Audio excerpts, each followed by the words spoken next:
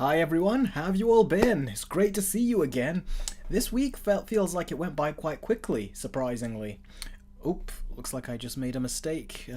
Forgot to get rid of those names over there. Give me a second. Names I put here for new YouTube and Patreon members, and you know what? Let's change that. YouTube, Patreon, and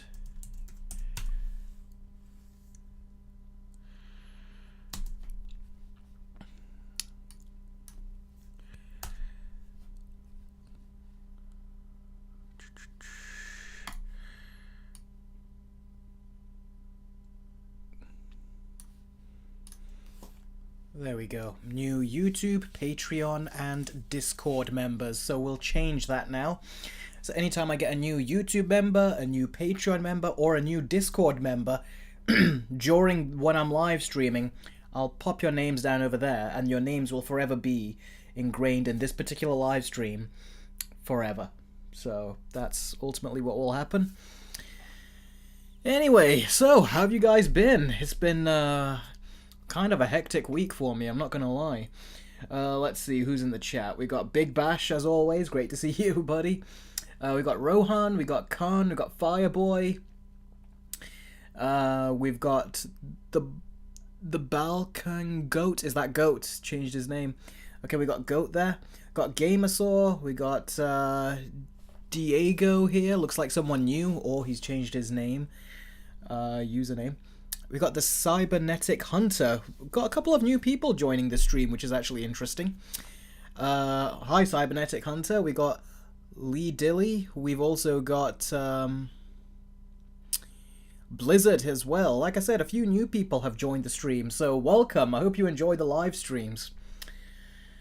And let's see, 10 Rexy says Mr. Carter. Mr. Rexy. Big Bass says he went to a friend's graduation party. Oh, cool. Khan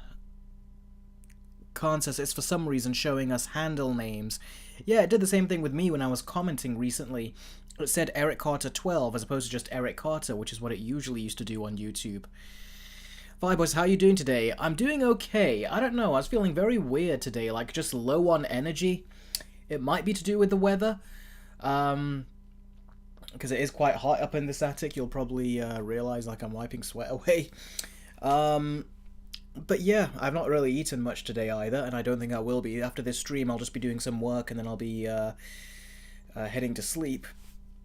So I'll probably try eating tomorrow. But yeah, it's been a very hectic day today, and I actually slept in as well. On my Discord, quite a few of you guys say that you sleep in as well, so it's good to. So I'm happy to know it's not just me. That other people have sleeping habits like I do as well. But yeah, Gunzo, that's a good question. We'll talk about that when we get to the Batman segment. The Dark Lord is here as well. Selena is here.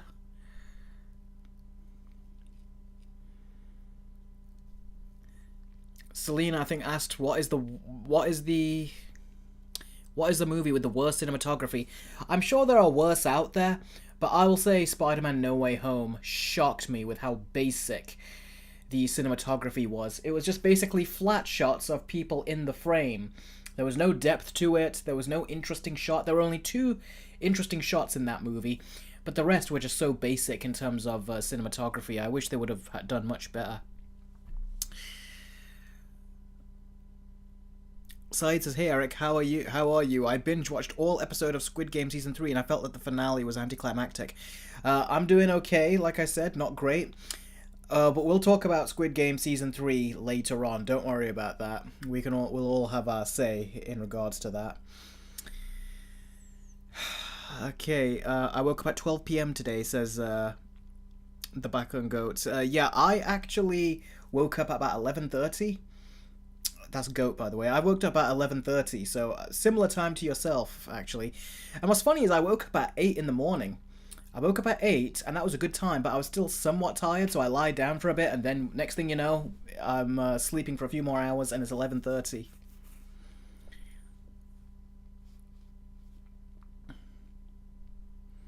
Khan, that is exactly right. That is my brother's book. And you know what? Hold on a quick second. Give me a sec.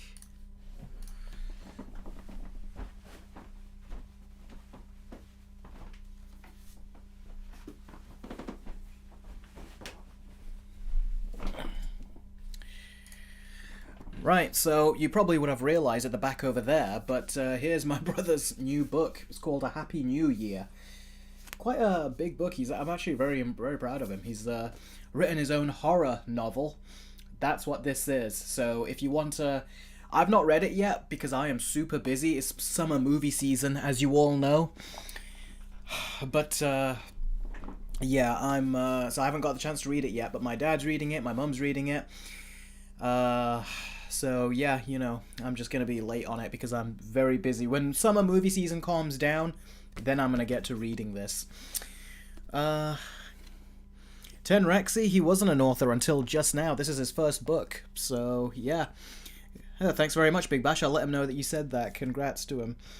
So yeah, just look this up from Adam Styles, A Happy New Year. Follow him on his Instagram if you want. And yeah, you can go ahead and... if you're interested in a horror book like this, I'll read the blurb if you're interested. So for those of you that are just joining in, my brother wrote a book. This is his first published book, and it just released a couple days ago. And here's the book right here, the front of it, the back of it, the side of it, and I'll read the blurb at the back for you if you want to know a little bit. London, the capital of England, is a crowded city filled with crime and poverty. When the chief of police finds his once favoured and reliable officer, Bertha Fletcher, entering a station with wild theories beyond comprehension, he questions her sanity. Bertha's son, Tom, was only a 17-year-old boy raised by his mother. His father, Mr. Fletcher, died when Tom was only an infant. For years, Bertha has been trying to keep Tom safe from the terror which hides in the streets of London. Tom knew very little about his father. Bertha made quite sure of this. The reason it still haunted Bertha to this day. Soon an unspeakable darkness greater than anything Bertha could imagine reveals itself. He was a victim of Mr. Fletcher's evil doings. This man was a doctor dedicated to saving lives. It was something that should have never come back. An evil entity with a grudge for revenge. New Year is a time of joy and laughter. Fireworks and new beginnings for many soon turns to bloodshed and horrible endings for the Fletchers. So, that's the blurb at the back of the book, and my dad read 3 chapters in, and apparently something big happens after the first few chapters. I don't know what, but my dad seemed quite surprised. So, yeah, this book seems... So yeah, just reading through some of your questions here. But yeah, this is his book. If that sounds interesting to you, definitely go give it... look it up. Adam Styles, A Happy New Year. You'll find it. And it's called A Happy New Year, The Striking Clock. I don't know if you can see that right there. There you go, The Striking Clock. So yeah, if you're interested in a horror book, that's one I can definitely point towards. And I'm going to read it for myself as well and find out, you know, just how good it is. So yeah, that's that. Very proud of him. Now, a lot of you are here, of course, for the stories that we're going to talk about. Now, there are actually a lot of things that we can talk about here, but there's some really intriguing stuff. Now, I was actually one of the stories I was originally hang on. Goat, you're saying is my stepbrother because I have different last names. It's a pen name, something that authors do, isn't it? So yeah, just a lot of authors do that. But anyway. That aside, what was I mentioning? Oh yeah, I was going to tell some other stories. One of them was Lilo and Stitch 2, and apparently that movie got announced, and I was going to do a stream talking about that, but then I thought, it's going to be quite predictable what I say, isn't it? It's going to be very predictable what I say about this sequel being made. You guys know I'm not a fan of it, and it's gotten made. Not really much else to say, except for when I released my Versus video of Lilo and Stitch, which is getting much closer to being released. So, yeah, if you guys want to know what I think about Lilo and Stitch, all you got to do is watch that Versus video when it releases soon, because I'm getting closer to having it done. So then, yeah, you can watch that, and then you'll know exactly what I think. And I haven't decided yet. We'll see if I put in a little segment about the sequel being made. But anyway, yeah, you guys know I'm not happy with hearing about Lilo and Stitch 2, but I thought I would replace that story with something more interesting, that being the finale of Squid Game Season 3. Now, everyone here in the chat, who has seen Squid Game Season 3 in its entirety?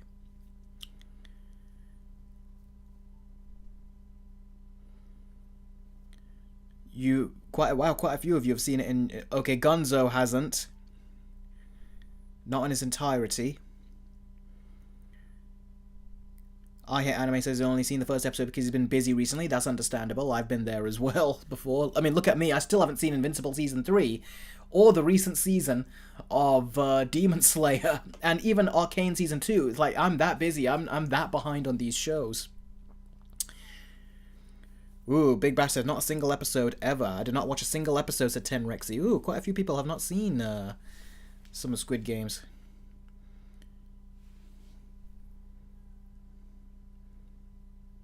Fireboy, what does that mean? No spoiled for season 3. The final episode broke me. Do you mean that that you were spoiled for the final episode, or that it just broke you? I don't quite understand. Ooh, hide and seek episode, says Charleston. I know the memes. I haven't even seen season 2. Personally, don't care to see it because we had to wait 3 years.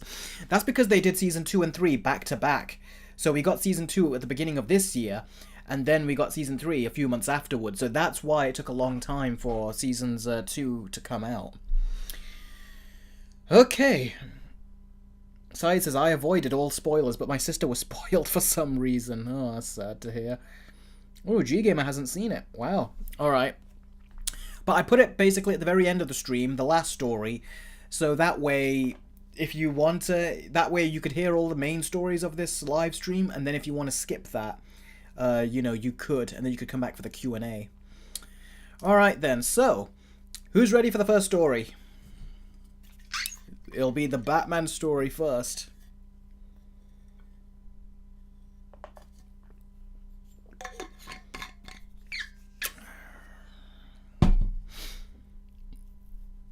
Oh. Gonzo, I could use a bit of Mr. Freeze right now. I Hate Anime, it just got raised about a day or two ago. So, not for those that have already become a part of it, but the new... He's talking about the $3 trailer reactions and naming credits. Yes, I have taken it from $1 to $3, but that's only for newer members. Oh, and look at that. Iron Warrior has done a $5 super chat already. Thanks a lot, buddy. Let's write that down. And he says, have you seen the How to Train Your Dragon live action? It seems to be doing well so far. I have seen it. I'm writing a versus video for it. So, yeah, I have seen it. Also, have you seen the Superman and the Hate directed at it? I have, but the thing is, I gotta say, they're not doing themselves any favors with Superman and its marketing. Because some of the hate that is getting, I can see why it's getting the hate, but it needs context. But at the same time, I feel like it needs too much context that they probably shouldn't have even shown the clips that they're releasing. So they should...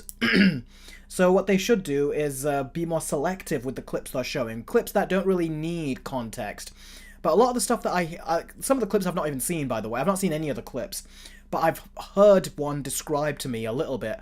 And if people are mad about the script, about this scene in this James Gunn Superman movie, it's because they're picking scenes that require a lot of context for you to really, like, give into the scene and understand the scene. But without the context, I can imagine why it would seem so weird to people. So I think they need to do a better job with which scenes they pick, because they're not really doing a good job of that, I don't think. Alright. Thank you very much, Iron Warrior. You can see that's 1 out of 10 super chats that have been done. If we get to 10, the goal is, if we get to 10 super chats, then I will, on Discord, go and react to the Superman clip. The one with him and Lex Luthor. I have not seen it. I was going to avoid it. However, if we get to that goal, I'll watch it, and you guys can watch it with me live on a voice channel, and we can all talk about it as soon as we finish watching it. So that'll be something that can happen if we reach that goal. And also bear in mind, you have to be on Patreon in order to gain access to the private Discord, and then we can all join in and chat live about it. And we'll do that right after this stream. So if we reach that goal right there, the 10 out of 10 super chats, then we'll do that, and we can do it right after this stream. Goat, don't worry about it at all. That was our first, I think, well, actually our second chat. I think it was your first. It's okay. Speak at your own leisure on those chats. I know it was probably your English was not your first language, but it's okay. Don't worry about it. Okay, so with that said, let's get on to the first story, which is finally Matt Reeves has finished the script to the Batman Part 2. That took a while, didn't it? Like, let's see. When the Batman came out in 2022. And it's 3 years later, the script is complete, and now we're going to start to get into his pre-production, then they're going to get to shooting. And I will say this. I've always said, I got a bit annoyed that it was taking too long at first, but one thing I always said is that this movie is not being cancelled. A bunch of people were afraid that it was getting cancelled and everything, and I was like, it's not getting cancelled. It's just that Matt Reeves needed more time to write it. And Matt Reeves is notoriously, he does take long writing his scripts. Mainly with the first Batman movie, it took him a very long time to write that thing. So this did not surprise me that it took him this long to write this script. It's very in character for Matt Reeves to take long. And if he's taking long, he's putting his all into it. So I was certain that he was going to do a good job. And as you can see in this picture right here, that's Matt Reeves on the front, and right next to him is Matt Tomlin? Oh boy, my eyes are not seeing this properly. Mattson Tomlin, who he says is his partner in crime fighters. That's the writer that has helped him write this, because Matt Reeves had a second writer in the first movie, and now he's got another writer helping him here. And I think that Matt right there, I think he came in and helped Matt Reeves write the first movie as well, somewhere like halfway in between when he was writing the script or something. So he just didn't get writer's credit in that last one. So this is actually good for him. So it's like it's one of the returning writers have come in. But yeah, I like how they're trying to act all boss-like. Look at them right there.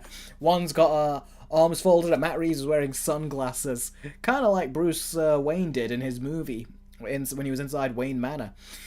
So it's great that it's finally being done. I knew that they were going to get this done. It was just a matter of people giving them time. And I will say, I am so glad to see that this script, you can see it says The Batman Part 2 on there, and I like the little bat logo they got there, that's fun. But I like that DC are actually completing their scripts. Because if you look at what Marvel are doing, Marvel are not finishing off their scripts, not at all. They have incomplete scripts and they're going out there shooting stuff, or they have scripts they're not happy with, then they have to do big rewrites and big reshoots after they've shot everything. So it just goes to show they're not happy with these scripts, and in the case of Avengers Doomsday and Secret Wars, apparently they are shooting and they don't even have a script. Like, they have some scenes, but then when they're finished with those scenes, they've got no script to go off of, and they're just shooting scenes regardless. It really is insane. Like, it genuinely is. But at least with DC, there is a structure going on. We've got Matt Reeves here, and he's taken his time to write the script, and look at the results that we've got. Not to mention, in terms of scripts, we also had, James Gunn had the Peacemaker script done for Season 2, when that was getting done. He also had his script for Superman complete when he put that in production. Lanterns had his complete scripts, and then they put that into production. Clayface has got a complete script, and that's about to enter production. And Supergirl also had a complete script, which is why James Gunn actually said he greenlit it. He says they didn't plan when this movie was going to be made, but he said yes to it because the script was at a great point. So he said, okay, let's get it made. And now Supergirl is deep in post-production. I think they're already wrapped it or something, I think. So DC, I love how they've actually got like a structure going. Whereas Marvel, they are just working with scripts that are not good enough, and they're just deciding to make them anyway. And it took Mahershala Ali to be the first one in the MCU to say, no, this is a terrible script. I'm not going to work with this. And that's why Blade hasn't been done. Otherwise, that would have been made with a half-assed script as well. So I love to see this. I love to see that they actually have got like a real structure going on over at DC. And the fact that Matt Reeves, yes, he took a long time to write it, but whatever he's written is going to be far better than anything that Marvel are doing, because look at them and how like I said, they're not doing it right. And it's not just Marvel, I would say now. It used to be, but it's just Hollywood in general. Even when I watched Mission Impossible, The Final Reckoning, even that felt like it was based off of something that didn't have a full script. And they were just like, like had a hodgepodge and tried to like just smush everything together. And it just doesn't work. So I love that here they actually do have a full script. And it gives me a lot more confidence. And they're getting good writers too, whereas with Marvel, the writers they're just people that Marvel have hired in the past, but they're not great writers. Fantastic Four, for example, is being written by the guy that did WandaVision and directed WandaVision. It's like, is that high praise? High for someone to like say, okay, we want you to write a Fantastic Four movie? Not at all.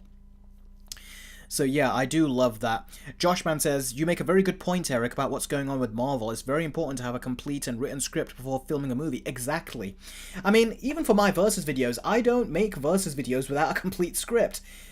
So if something like my Versus videos require a script, then imagine what a movie requires. A movie that's much longer, much bigger budget, much more sophisticated. It's like, it's ridiculous. I would never work on a Versus video without a script and without a complete script. But if that's what I would do with my level of production, what's Hollywood's excuse with their multi-million-dollar productions? It's insane. It really is insane.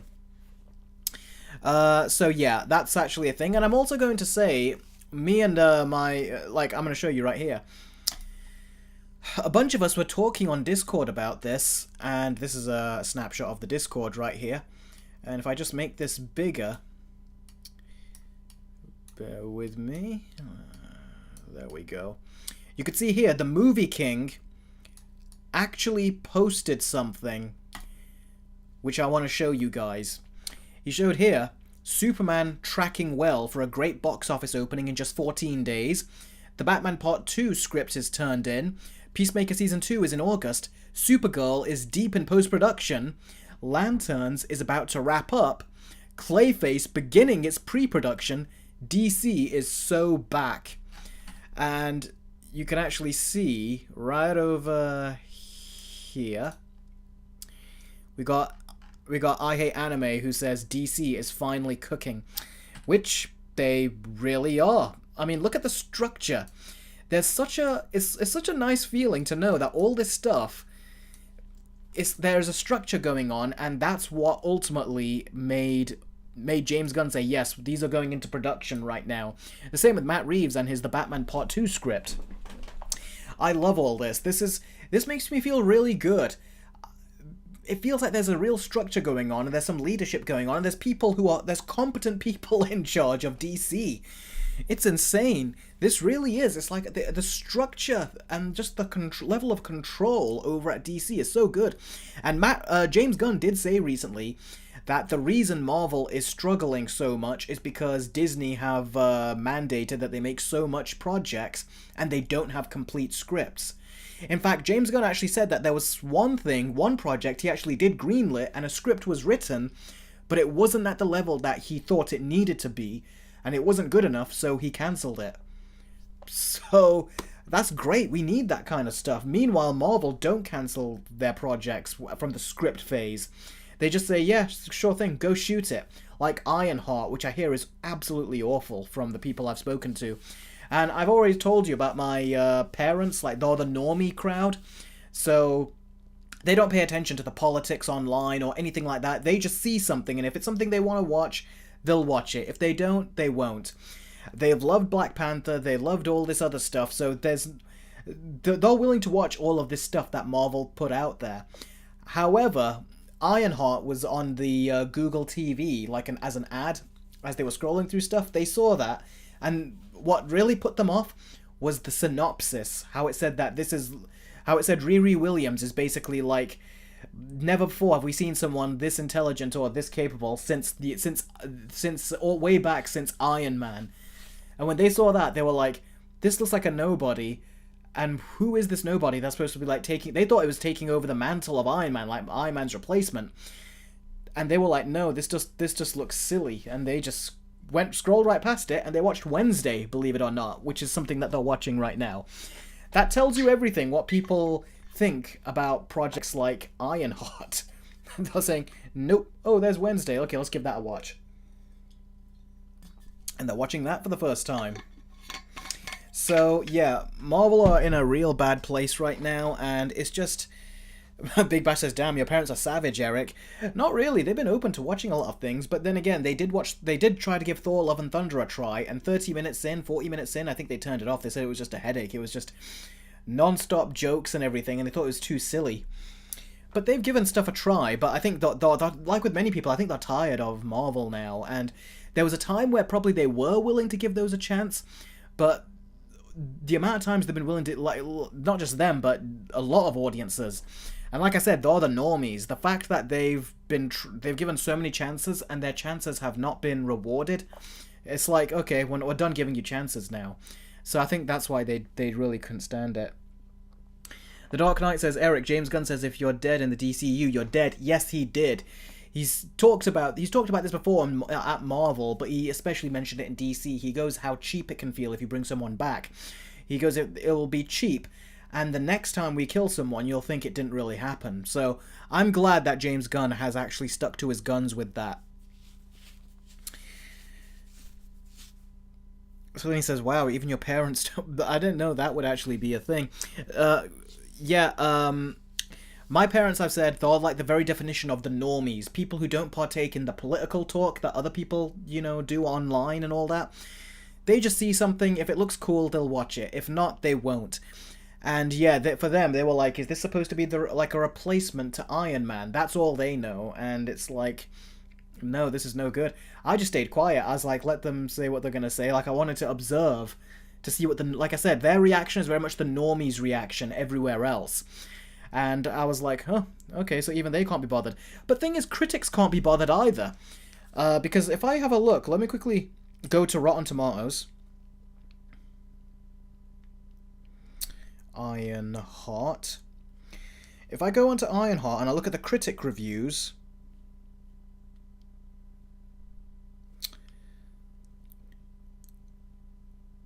there are only 68 critic reviews.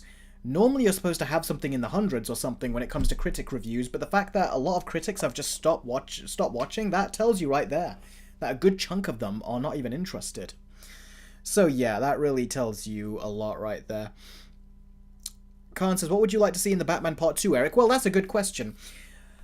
So let's talk villains. Now, what villains will be in the Batman Part 2? Now, Matt Reeves has said that the Penguin will be in there, but I don't think he's going to be a main villain, which is kind of sad, because I feel like after his show, it would be the perfect time to unleash him now that he's the Penguin we all know. But he's going to have a few scenes in the movie, so he's not going to be huge, which is a bit of a shame. I Hate Anime says the Joker, right? I don't think it'll be the Joker. I think it probably will be Mr. Freeze, because Matt Reeves has expressed interest in him before. This is back when he was doing interviews for the first Batman movie. And they've said that the... excuse me. They've said the timeline of the Batman was that it was, I think, October, November or something. I think it was October or something. Like, there was an election going on in the first Batman. And then the Penguin took place a month later. It was like November or something. So it was like very close after the first Batman movie. And now, when the Penguin ends, it was near Christmas time. So that means the second movie is going to take place right after the Penguin show, which is during Christmas. So I think that the next movie, it will be taking place during Christmas, and I do think Mr. Freeze will be the big bad in there. But here's the thing, Matt Reeves also said that Batman's going to learn about, like, an even deeper corruption in Gotham City. And that makes me think of the Court of Owls, which I've not read that comic yet, but I think the Court of Owls combined with Mr. Freeze is what we'll get in the next Batman movie, because, like I said, Matt Reeves has expressed interest in Mr. Freeze, and as well as that, if he can crack Mr. Freeze in a more realistic setting, we'll see how he does. He's also then going to bring in, I think, the Court of Owls, because when he alluded to a deeper corruption in Gotham, I'm thinking that's the Court of Owls. Now, I still have to read the Court of Owls. I've got it on my iPad. I've had it for a while, but I've just never read it. But that's a comic I really want to read and see what the big deal is, because a lot of people talk about that comic, and they do love it. So, yeah, that's what I think. Now, what do you guys think? Who do you think the villain will be that Matt Reeves will choose? I also think it could potentially be Two-Face, because at the end of the Batman, the first movie, there's a bit of a Riddler code that is there, and if you input it, it would take you to a website. And on the website, it would show you a couple of comics, and one of them had something to do with Two-Face, which made a lot of people think, are these just some cool comics that are showing, or is this a clue as to what's going to happen in the next movie? So if they do Two-Face, I'd actually be happy with that. That sounds like it could be good. Two-Face is a great villain. Iron Warrior has done another super chat, a $2 super chat, and he says, hope Batman beats up Penguin for a certain death. Yeah, but I don't know if he will in this movie, but I want to see that as well. Yeah, I really do. Arkham series, we'll have to see. Two-Face and Scarface, says the Dark Lord. Ooh, that's interesting. Scarface. Big Bash says it's been too long since Mr. Freeze has been in live action. It has been. And I think that we need to see him done justice after what Arnold did to the character. Big Bash says Two-Face was already done in The Dark Knight. Get someone else. It depends how they do it, because one thing that Two-Face did not have in The Dark Knight was the multiple personality disorder. And Matt Reeves is very good at portraying character, and I think it would be interesting to see that version of Two-Face, with the multiple personality disorder side. So I think that would be a good part to kind of showcase in a way that we haven't seen before. And also to see what they could do, with the effects of Two-Face again, going for a round 2. I'd be very curious to see what they could do with that. I would be. Yep, so CTG has been a member for 11 months. Thank you very much, buddy. If I had an applause sound effect, I would actually put it on right now. Thank you very much for supporting me on the channel for that long. I really appreciate it.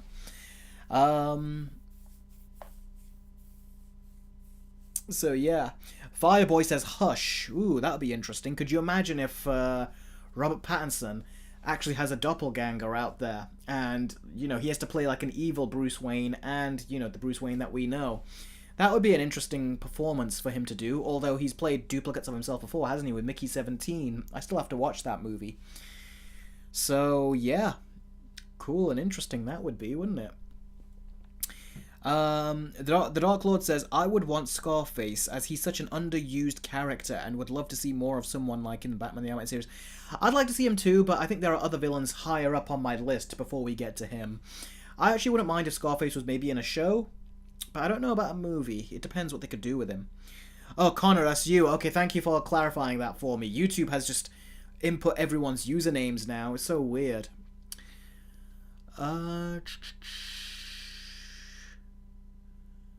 Calendar Man, said Big Bash. Probably has a much smaller villain. But I think instead of Calendar Man, we could have Joker anytime he's in prison or something. Batman could refer to him like the Hannibal Lecter or something. Let's see.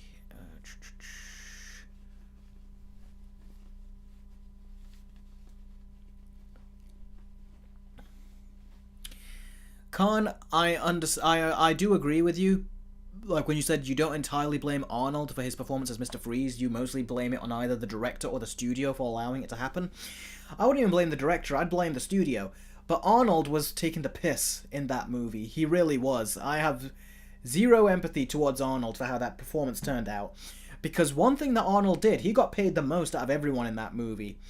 And what he was being a diva completely on set, because one thing that he did... Do you remember that stupid scene where him and his goons were singing Mr. Ice or something? And he's like, go on, sing, sing. In that dumb scene, you actually see him going around smoking a cigar. Now, those are supposed to be expensive cigars that were given to him on the set to smoke. And a professional would say, I'm not going to smoke those cigars during the scene, but Arnold, he did smoke them during the scene. And what made that so stupid is that Mr. Freeze... Heat kills him. He needs to be in the cold. But there he is, smoking a cigar. A giant cigar with a flame at the end of it. That was...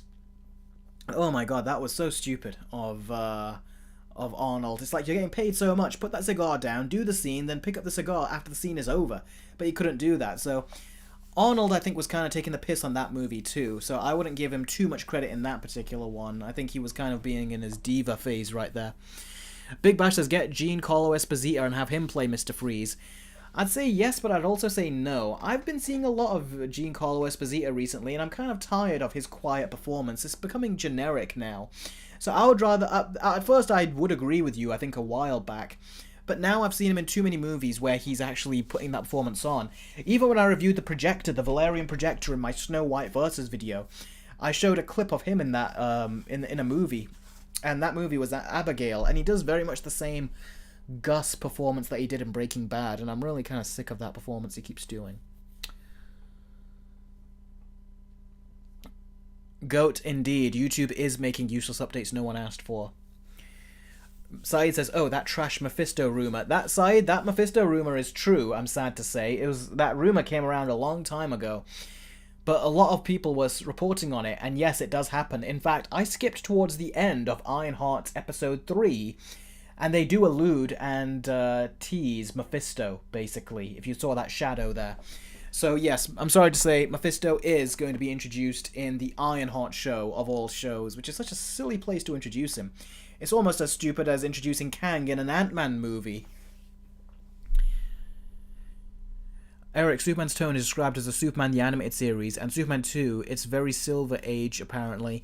That sounds cool. Let's hope James Gunn translates those tones across, and not really his own Guardians of the Galaxy James Gunn tone. I don't want to see that. You know, Phil Maestro, you're laughing, but John Malkovich sounds like a better choice than Giancarlo Esposito. The Condiment King for Batman Part 2. Alfred needs his arch rival. The Condiment King. Everyone's favourite joke and punchline, literally, with having Batman punch him in the animated series. He was hilarious. Cool. Killer Crocodile, because we never see him in movies. You mean Killer Croc? We saw him in the original Suicide Squad movie, but that was a crappy version of him. I would love to see a Killer Croc like in the Arkham games. That would be scary. That would be. Khan says, yeah, Condiment King is easily the best Batman villain of all time. Like, screw off joke. Everything's about you. Yeah. Oh, that was funny. Eric, did you watch Ironheart? No, I did not. And I wish I could cover it, but I've got no time. I'm working on other Versus videos, and like I said, I'm trying to see what happens with the YouTube algorithm if I just put Versus videos out there. So that's my goal right now. I don't have time to watch Ironheart because I've also got to put that review out for the Vision Master Pro 2 projector as well. So I'm very busy. Big Bash, I'm not really interested in Poison Ivy because I think she'd be very weird to do in live action. And again, kind of like with Scarface, there are too many other characters I would rather see portrayed, you know, before we even get to her. So I wouldn't say that. Let's see. Have Killer Croc so he can throw rocks at Batman. I get that reference. That's a good one.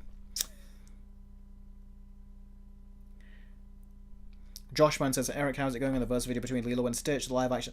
It's going good. It's taking a bit of time because it's really hot in my, you know, this is my workspace. It's very hot, so I've got only selected hours I can work on it. But it's coming together, right? I leveled out all the music earlier, so we'll have to see if I got it all right. If not, I'll have to go in and make some adjustments. But I'm getting closer to getting it done.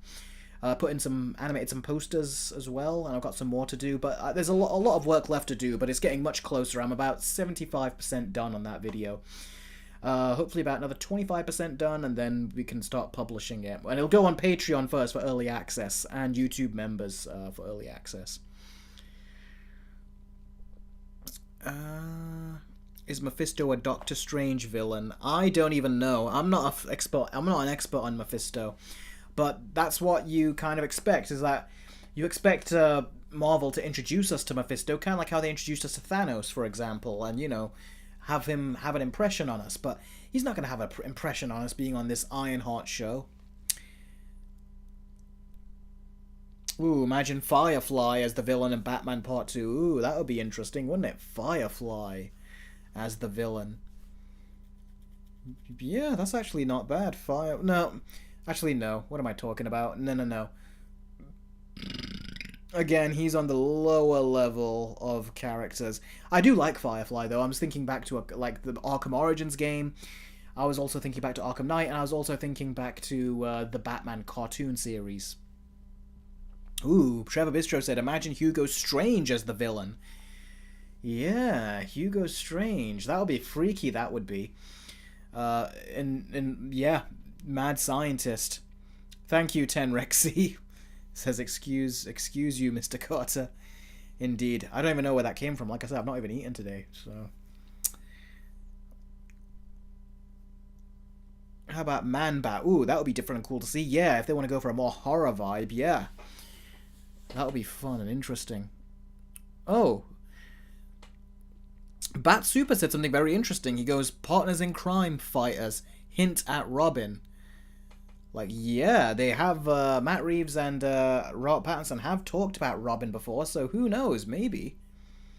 Partners in crime fighters. Yeah, it could be that they're looking for a Robin as well in this. Ooh. That shouldn't take us too long then, because it means they should be starting casting soon, and we'll start hearing of some casting options. And we'll find out who they're going to be playing and stuff. So yeah, that could be cool and interesting. But it has to be a young Robin. That's what it has to be. Sarah says, hi Eric, sorry I'm late, lol, hanging out with my friend, he distracted me. Don't worry about that, Sarah. Although on Discord earlier, I did see your message when you said you could make it this time, and I was like, oh, cool. And now how long are we in? That's actually not bad. That's actually a good time to tune in. So, although we've been talking a lot about Batman and Matt Reeves being finished with the script. And I also said, if that goal from Super Chats, if it goes up to 10, that on Discord I'll be doing a reaction to the new Superman clip, and we can all do it live on voice call, on voice call. And I've not seen the clip; it'll be the first time to see it. Can we get to the next story, please? Says Selena. We will, because remember, once we get to the end, it'll just be a big long Q&A session, won't it? So let's talk about this while it's still here. Professor Pig said 5. But Professor Pig is more of a niche character, but I did hear that they wanted to make a show out of him. So maybe a show, but not in the movie. I think that's too niche. Sarah says, how much? Well, the goal is out of 10 Super Chats, and right now 1 has been done to fit this category. So yeah, it'll be just out of 10. So if everyone does it out of 10, then yeah, on over on Discord, as soon as the stream is over, we can all, in a joint call, react to that that Superman clip. Where Superman goes to see Lex Luthor. Because I've only seen like the first second or two of it when I was scrolling on Instagram. Then I quickly scrolled past it because I didn't want to see the clip. But if we get to that goal, then yeah, we'll all do that live on Discord as soon as the stream is over. You can do it 9 times, Sarah, if it meets the minimum. But yeah, I was assuming it could be your choice. If you want to do it all on your own, or if everyone wants to join in, then that's how it can be done. Wow, I Hate Anime's done a contribution. Iron Warrior did his contribution earlier. So yeah, if you can go ahead, I Hate Anime. I'll add that in. There you go. So you can see that number's gone to 2. So in the next hour and 15 minutes, if it can go to 10, then there you go. Right after the stream is over, we'll go and react to it on Discord. Big Bash says, Arkham Knight is probably rated M only because of Professor Pig. I don't think it's because of Professor Pig. I think it's because you're playing as Red Hood, and Red Hood uses guns and kills people. I think that's why it was rated M. Gary says, do you think George Clooney would be a good Batman if he were in the right movie? I think he could, you know. Yeah, I think he could. I like to make jokes that he can't. Oh, does the goal end in 8 minutes? Oh, that was my bad. I think I must have made a mistake there. Alright then, I guess we've got 8 minutes for the goal. So, yeah. We've got 8 minutes for the goal, but we'll see if I can continue it afterwards. Anime said, wait, what? Don't worry, hang on. I'll sort this out, so don't worry about that.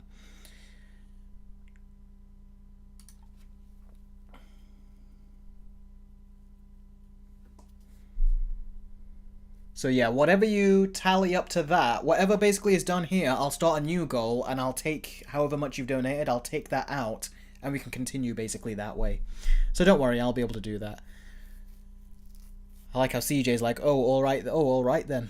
Like, yes, don't worry, everyone. Saeed says, I think after She-Hulk, it started the full train wreck of the MCU. And also toward normies, because I remember there was a lot of noise in 2021, and after She-Hulk in 2022, the noise started to die. Yeah, that's the worst thing, is that people can complain about you, but what's far worse than them complaining about you is not complaining about you, because at that point, they don't care. And that's far worse. That's funny. Sarah says, my friend's joining the stream. He claims I abandoned him for you, Eric. Lol. Well, abandon's probably a bit of a strong word, but I don't know. It makes me feel a bit nicer. So yeah, sure. You abandoned him to join my live stream. That's funny. Oh, there you go. Is Luca? Hello, it is I. She abandoned me. That's funny. That is. All right. So, any more questions about Matt Reeves finally getting the script done? Do you have any more questions, or is there any more points you want me to talk about?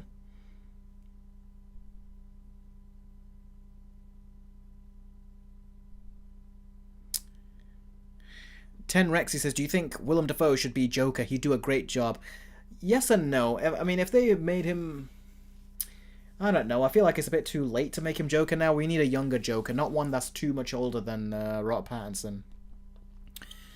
Have you ever seen Justice League Dark Apocalypse World? I think if you're talking about the one I know, is that when they go to see Darkseid? If it's that one, I wasn't too fond of it. Deadshot as the main villain. We got Deadshot as when Will Smith played him, but I would say no on Deadshot. I'd rather have Deathstroke if they were going to bring someone in, but I think Mr. Freeze sounds better.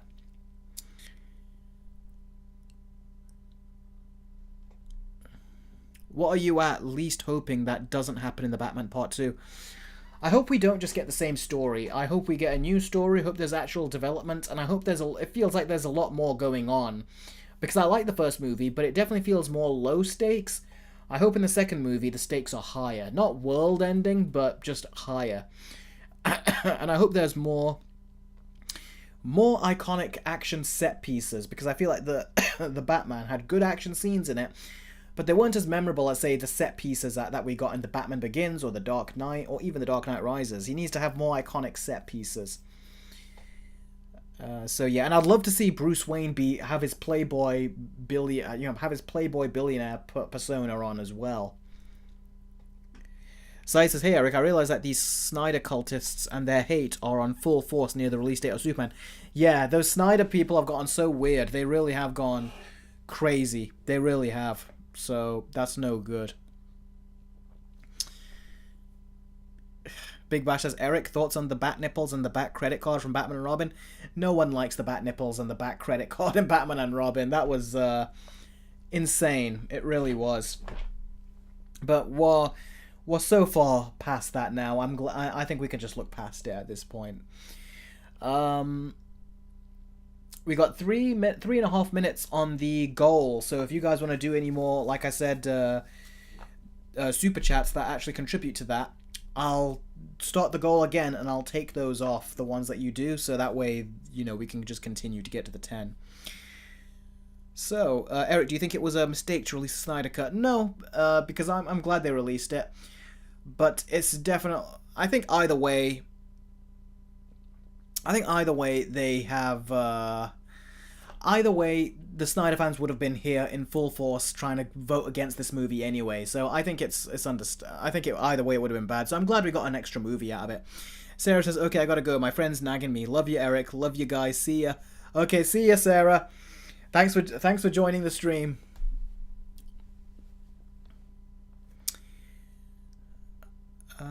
Josh Brolin as Mr. Freeze.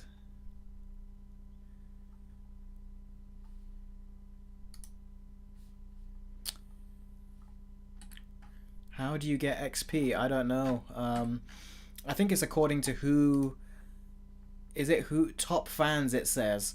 So the person that's the most active on the channel. Iron Warrior is number 1, it seems to say say right here. Oh, Sarah said 1 before she goes. That's nice. That's nice of you, Sarah. Thank you very much for that. I'm gonna write that down right here.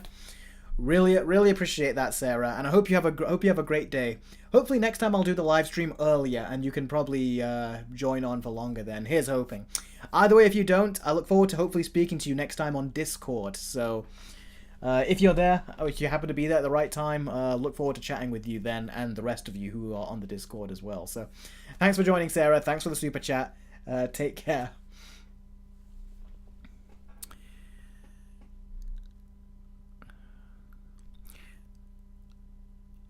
I Hate Anime says, I'm still stuck at 0. Are you? Let's see.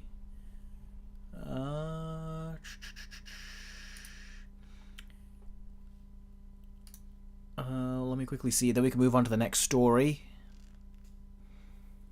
Yeah, the 2004 Batman show, Mr. Freeze was great in that.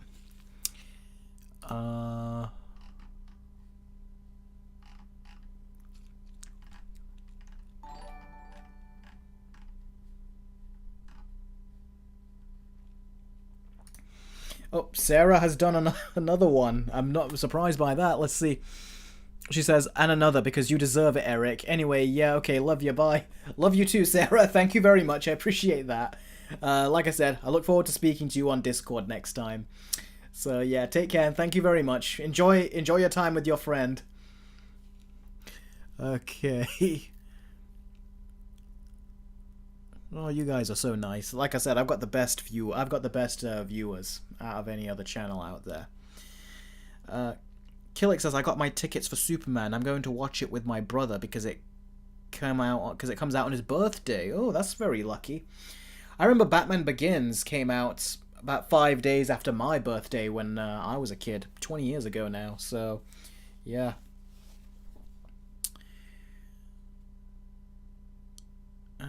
Are you excited for the Fantastic Four First Steps movie? I am not.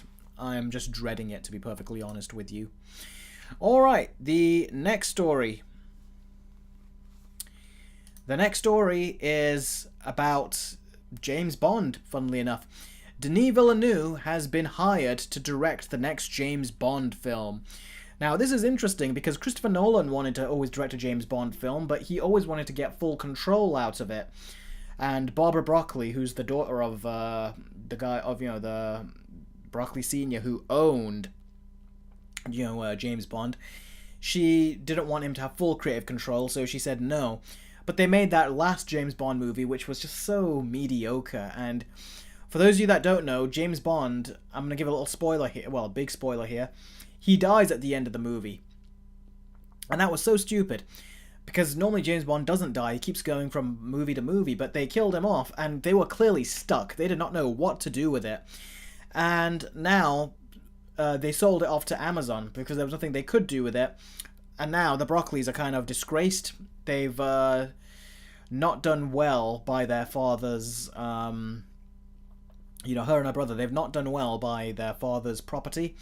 And now we've got a couple other producers who have come on board, David Heyman and Amy Pascal. And they were looking for directors to hire. And here is a list of directors that they were looking to hire right here.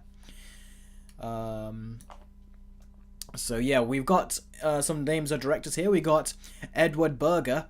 We had Denis Villeneuve. This is something that, let me see, when was this tweet posted? Oh, I don't have the release date for it. But these were basically a few days ago, or a couple of weeks ago, it was said that these were the frontrunners that were trying to get the James Bond gig. So we had Edward Berger, Denis Villeneuve, Edgar Wright, and then we also had Jonathan Nolan, who's Christopher Nolan's brother, who helped and assisted in writing The Dark Knight and The Dark Knight Rises. And a couple other movies on James Gunn's filmography he helped write as well, like The Prestige, I think he helped him with too. Real Time Gaming said he donated because Sarah bought that kind energy. Well, thank you very, very much for that, bud. Oh, that's €2. Let's write that down here. And let me quickly... Okay, we got 4, so I'm going to start another goal, and it should be... 6 that we'll do this time. So we got 4 super chats, but I'll add another goal, and...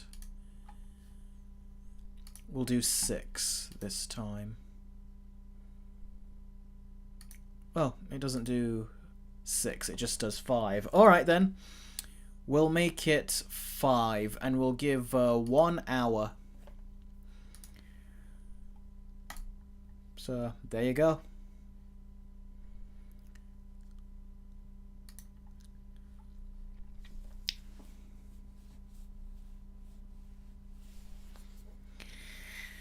I've not really seen much of the James Bond movies either. The only James Bond movies that I've seen are the ones with Pierce Brosnan, starting with GoldenEye all the way to the Daniel Craig movies. That's where I've seen them all. I've not seen the old ones. I've always wanted to, but I've never quite found the time to do it. But I do want to. Like, the Roger Moore movies I hear are very good, and I want to give some of those a watch.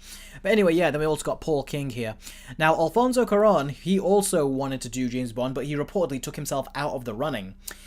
Now, Alfonso Cuarón did Harry Potter and the Prisoner of Azkaban, and he also did Gravity. So he's a very, very talented director, and there's many other credits to his name as well. So yeah, it was interesting when I heard he wanted to take it on board, but I'm kind of surprised that he took himself out. Maybe he was not interested, maybe there was something else he wanted to make, maybe there were scheduling conflicts. Whatever the reason, Alfonso Cuarón didn't do it. But I find it very interesting that Jonathan Nolan was here and that he lost to Denis Villeneuve, because if you don't know, Denis Villeneuve and Jonathan Nolan's older brother, Christopher Nolan, they both know each other and are really good friends. And Christopher Nolan was even there helping Denis Villeneuve promote movies like Dune Part 2. And it's interesting... interesting that even though he helped Denis Villeneuve, in the end, it made, Dune did very good at the box office and everything, and it resulted, in the end, in like some sort of domino effect. It resulted in Christopher Nolan... sorry, not Christopher Nolan. It resulted in Denis Villeneuve taking a job away from Christopher Nolan's brother in the end. Because Denis Villeneuve is kind of like the closest to a Christopher Nolan we have that is not Christopher Nolan. Because he also shoots on film, he also takes practical effects seriously, he goes on location, he makes these big epics. And he also has an issue with dialogue, kind of like how Christopher Nolan does. Christopher Nolan doesn't really want you to hear the dialogue, I think from Interstellar onwards. And meanwhile, Denis Villeneuve is someone who says he wishes movies didn't have any dialogue. So, those two make quite a duo. And ultimately, the industry does kind of see Denis Villeneuve as like the closest to another Christopher Nolan that we have, especially with his success with the Dune movies, because his prior movies didn't have a great success.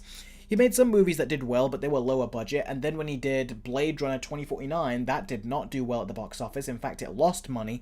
But I think it won a couple of Oscars, like for cinematography and stuff, I think, if I'm not mistaken. So it ended up doing well in that regard in terms of its awards. But yeah, I find it very interesting that Denis Villeneuve, in a way, in the end, actually managed to take a job away from Christopher Nolan's brother. That's kind of funny, that is. So yes, now, Selena says there are 3 potential actors for Bond, and they are getting a younger actor for him. Well, yeah, one of the people that they're thinking of getting is Tom Holland as James Bond, and no one likes that. Again, it sounds like I can see why the studio wants to do that, but it's just not the right choice. Nothing about Tom Holland is suave in that way. Just watch him in that Uncharted movie. He looks too young for the part. He's got a baby face, Tom Holland. He doesn't look grown and mature like a man. Like how James Bond is supposed to look. He always has that eternal, youthful kind of look, which is a big compliment to him, but it's not a compliment for someone, who's supposed to look like James Bond, so that would be a wrong choice, and I hope Denis Villeneuve is able to have some capital to where he can say no. Because I really don't want to see Tom Holland, and Spider-Will is right. Tom Holland is overused in everything. He really is. He's kind of like Pedro Pascal before Pedro Pascal, where they just keep hiring him in all these things because he's a name, but he's clearly not right for the role, but they hire him anyway, despite all the other choices out there.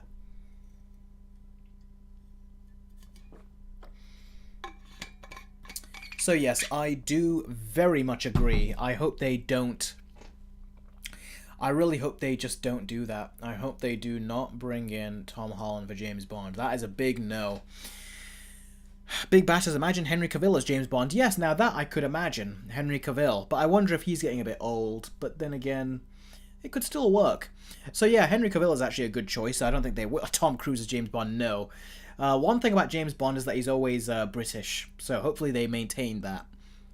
Christian Bale as James Bond. I don't know. That is not bad, but also it's not great, but also it's one of those where I'm like, I'm open to seeing it. Christian Bale as James Bond is not a bad idea. Robert Pattinson as James Bond, I think, would be amazing. That is what I would actually like. Because, son of a bitch, G-Gamer, why do you have to keep saying that? Awkwafina as James Bond. Seriously, stop. You guys are too much sometimes, seriously.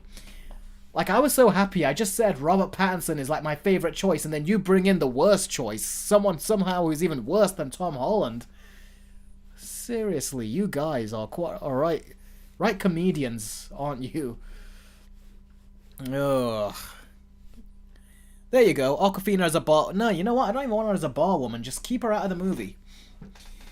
Oh boy. Idris Elba as James Bond... Honestly, I would say yes, he could, but I'd also say no, because I know there is going to be people that aren't going to like that. So I would say just don't. Just avoid it. Avoid the drama. James Bond's been involved in enough drama. That last movie, where they said the actors couldn't... No one could say Bond girl on the set, because it was considered offensive, and they would get kicked out. That was something that actually went down on that last movie set, when they were trying to be all... There is no other way to say it, but when they were trying to be all woke and everything, they were doing it to such an extent where you couldn't even say the word Bond girl in there. So it was ridiculous. It was insane, that was. So, yeah, you guys are like James Corden, George Washington, Kevin Hart, my brother. Oh, Nicolas Cage, Danny DeVito. Ryan Gosling? Nah, he wouldn't do a good Bond, I don't think. He's just too dull as an actor. You need charisma for James Bond. But I want to go back to Robert Pattinson. Aaron Taylor Johnson says anime. I'd prefer not. Real Time Gaming says water and coffee. Real Time Gaming, if you want to get that bar up, it has to be a minimum of a $5 donation. Just so you know, if that's what you're trying to do, you got to get that. Get it to that. But anyway, he's done a €2 donation. Let's see, what does he say? Water and coffee feels better after working all day. Well, in my particular case, water is better because it's really hot up here. Like, it really, guys, it is insanely hot up here. Anyway, what was I saying? Jack Black, you guys are so... Okay, at least the Khan says Eric Carter is James Bond. I'm flattered, but I don't have what it takes to pull off a James Bond. I'm not that charismatic. David Cornsweat looks like Tom Holland, but buffer. I never thought of that. Honestly, I saw a David Cornsweat interview before the stream, and he's got like a short cut now. And he reminded me a bit of one of the Hemsworth brothers like that when he did that, like Liam Hemsworth. Funnily enough, from a certain angle. But then that look went away, but that did happen for a second. But anyway, what I was saying, I would say Robert Pattinson as James Bond, because Robert Pattinson, if you saw him in Tenet, he essentially was kind of like... He had so much charisma in a movie where I feel like a lot of the characters didn't. And even though Christopher Nolan was directing him in that way because he wanted everyone to be a lot more dull in that movie, Robert Pattinson still found a way to make it work, and he was so charismatic. That was a point where people were saying, should he play Batman? And I was like, after that movie, heck yeah, I want to see him play Batman, I want to see his Bruce Wayne, I want to see him play James Bond. Like, give him all the roles. Like, he was so good in that, so I would want to see Robert Pattinson as James Bond. But also, what was the point I was going to bring up? But yeah, Robert Pattinson as James Bond would be a great choice, I think. And I think he's the right age for it as well. And he's also British too, so he can pull it off. Superhero fan says, Man from U.N.C.L.E. showed that Cavill could work as Bond. I've not seen that movie, but I remember a lot of people saying it wasn't a very good film. That's why I didn't watch it. Nicholas Hoult as James Bond. Not another... That's not another bad choice, but I still would say Robert Pattinson. That's my number one choice, is Robert Pattinson. Okay, now you guys are all joking in the chat, but give me an honest answer. Who do you think should play James Bond?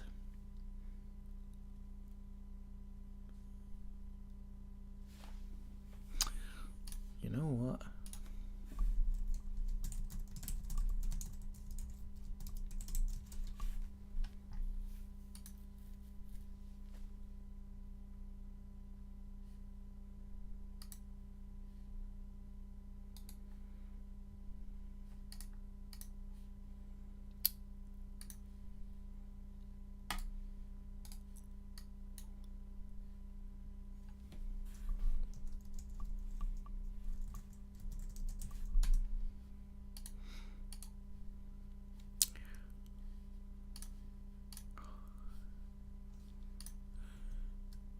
You guys.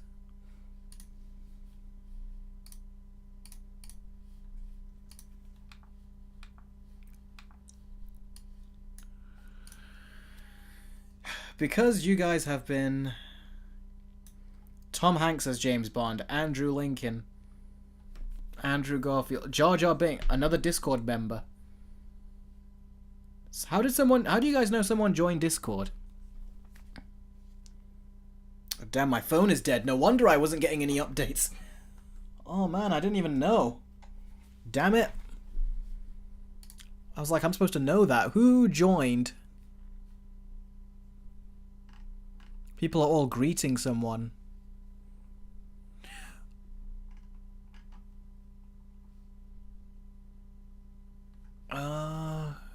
Who joined, everyone?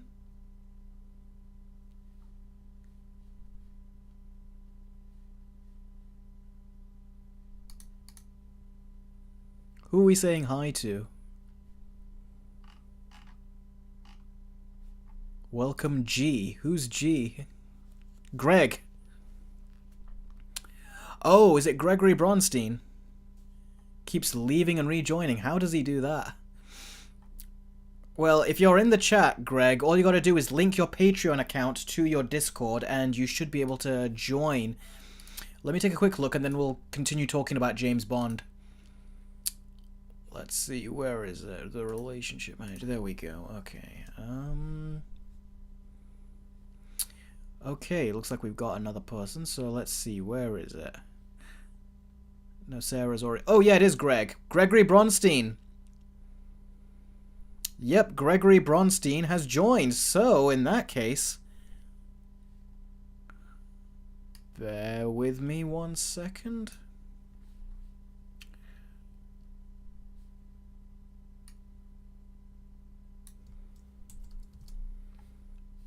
You know, Gregory actually said that he was going to join the Discord at some point, so yeah, I'm just going to put his name in the text right over here.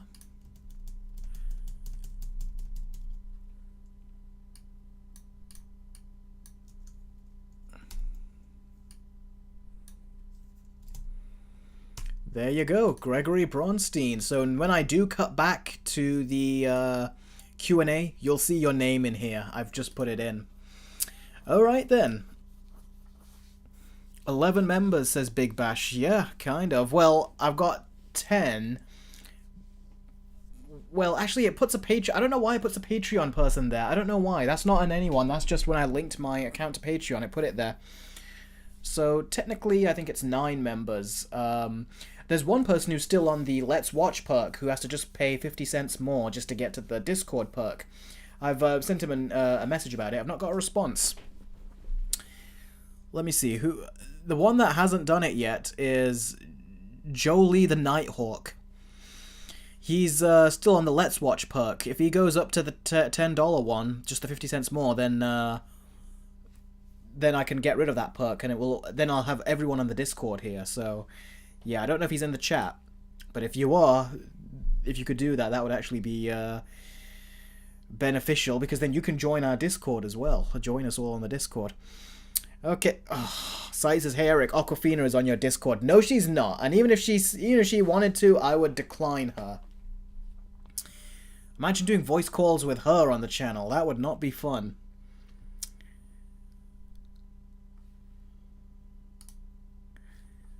Okay. Anyway, I Hate Anime said instant ban. Yes, indeed. She'd be like, "Hey guys, like how y'all doing?" Ban instantly. Like, I would instantly end the call, ban it. Ban her.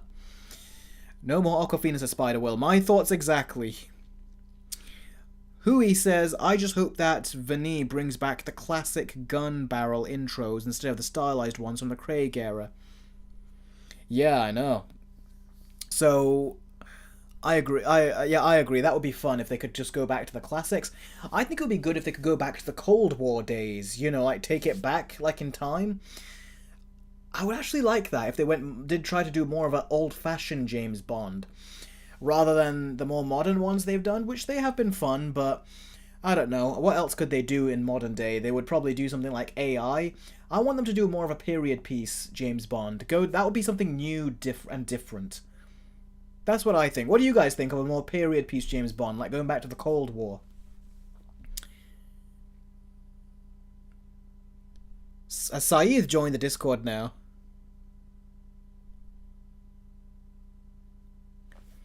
I'll have a look at that in a second. Let me quickly hear what you guys thought. Tom Hardy as Bond? No. I watched him in that recent movie from Gareth Evans, was it? The guy who did the Raid films? He was very bad in that. He was just doing his Eddie Brock again. It's like Tom Hardy doesn't care anymore. So, yeah, no more of him. Havoc, that was it. I Hate Anime. Thank you for that. Yeah. The movie was not very good. Some cool action scenes, but it was just very noisy, I thought. And very hectic and loud.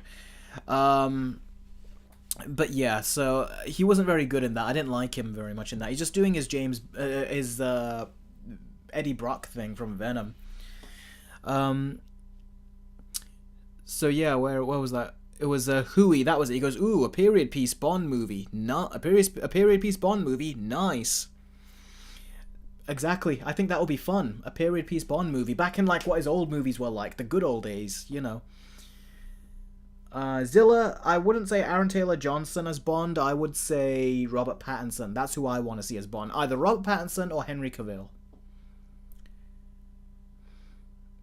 Even the action was bad, said I Hate Anime. Yeah, it was. There was only one action scene I liked, which is the hand-to-hand action, but the rest was all gunplay, and it was quite just noisy and boring. Saeed said, yes, I'm in, and my name is Rachel Zegler. I will say Rachel Zegler, she's not as bad as some other people out there, like, you know, I've said I can't stand Aquafina and things.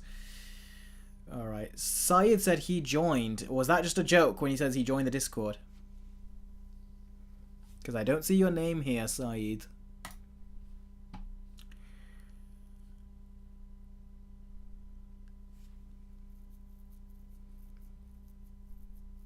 Oh, you were joking, okay.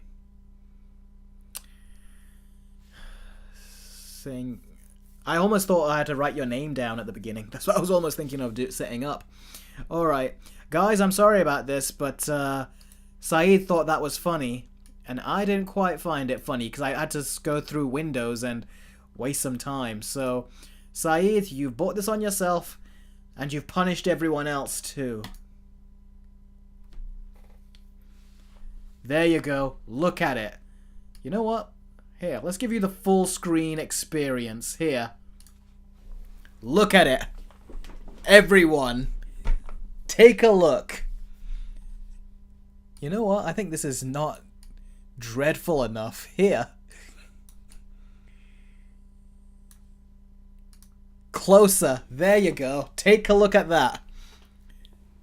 I like Fireboy. Oh, hell no. I Hate Anime is like, it's hideous.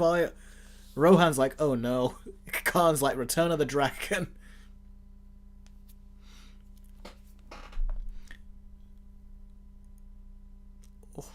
It's like I've got God status over all of you right now. Just snap my fingers and there you go. 10 Rexy, I don't know if you've seen this before or not. Spider Will is like, what the hell is that thing? Spider Will, that is what I call punishment. That's make that my profile pic, says Goat. Nah, I'm not that evil. Ew, what the fuck, says Endzone. Is that a demon pet? No, Sai, that's not a demon pet. That's Toothless. Don't you recognize him?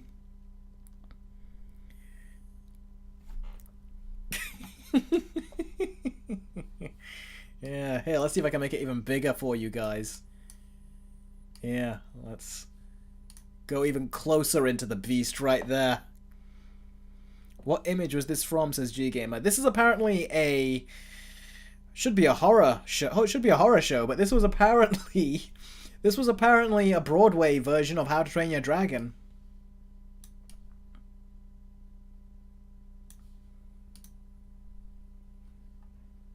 There you go. I'll give you guys a little break right there. That's not Toothless inside. Well, tell that to them. Tell that to the people that made this. That's what you get, Fireboy, so stop it. What the hell is that thing? It's Dick Dragon. Saeed says, no, I am sorry, everyone. Do you all forgive Saeed for that? Fake smiles. This is even worse than seeing Madam Web. Savage indeed. Oh, Big Bash does not forgive Saeed. I Hate Anime says, no, he put this on all of us. He did. That was all him. Cybernetic Hunter was, funny enough, before you even wrote it, I actually was thinking of getting this back. But, and I was actually going to use it because all you guys were actually giving all those fake Bond names when I was saying, alright, be serious. That was why I said I was going to do it. So don't worry, Saeed, it's not 100% on you. It was also on everyone else for giving me those fake Bond names. Anyway, I'll just hide that little dragon for now. But remember what can happen if you guys step out of line in the future. Anyway, where were we? I can't remember, actually. That was just a lot of fun.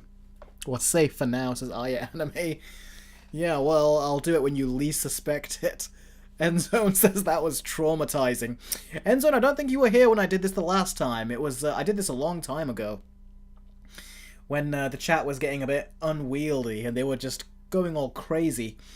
And then I whipped that out and everyone was disturbed by it. Goat says, show this on the How to Train Your Dragon Versus video. I can only do that if it makes sense, or if I can bring it in with a joke. I don't know, I've got to figure that out. But yeah, not a bad idea if I can do it. Again, Saeed, yep, Big Bash even said the same thing I was thinking. Like he's not learned his lesson the first time.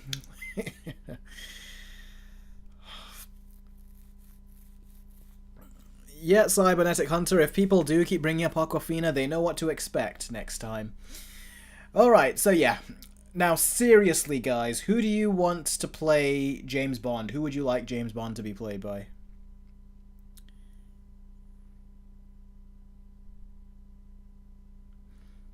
Henry Cavill, they say. Anime, does your mother actually do that? That's funny, that is. The chat goes crazy usually when the Monkey movie is referenced. Yep, they usually do.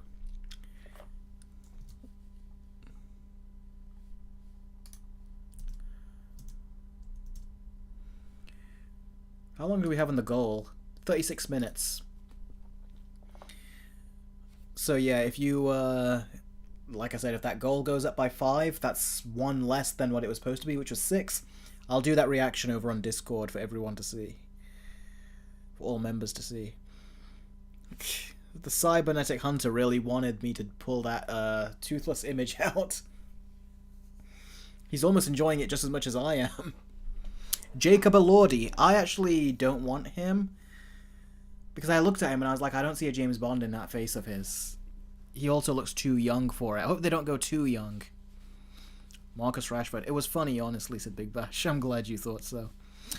Alright then, so those are some interesting choices. But yeah, now let's move on to the next thing, which is Squid Game Season 3. Now, because Jacinda, I recommended Robert Pattinson for Bond because I thought he was really good. So yeah. Okay, now, Squid Game Season 3. Yep, Big Bash, that's exactly right. Let's get serious. Now, Squid Games is a show which really took a lot of people by surprise. The first season was really good, really emotional, really sad. And it was really sad to see how they actually get all these people who are in such crazy debt, that to the point that their lives are in danger, and they say to them, play this game, and if you are the sole winner by the end, you get all this money, essentially.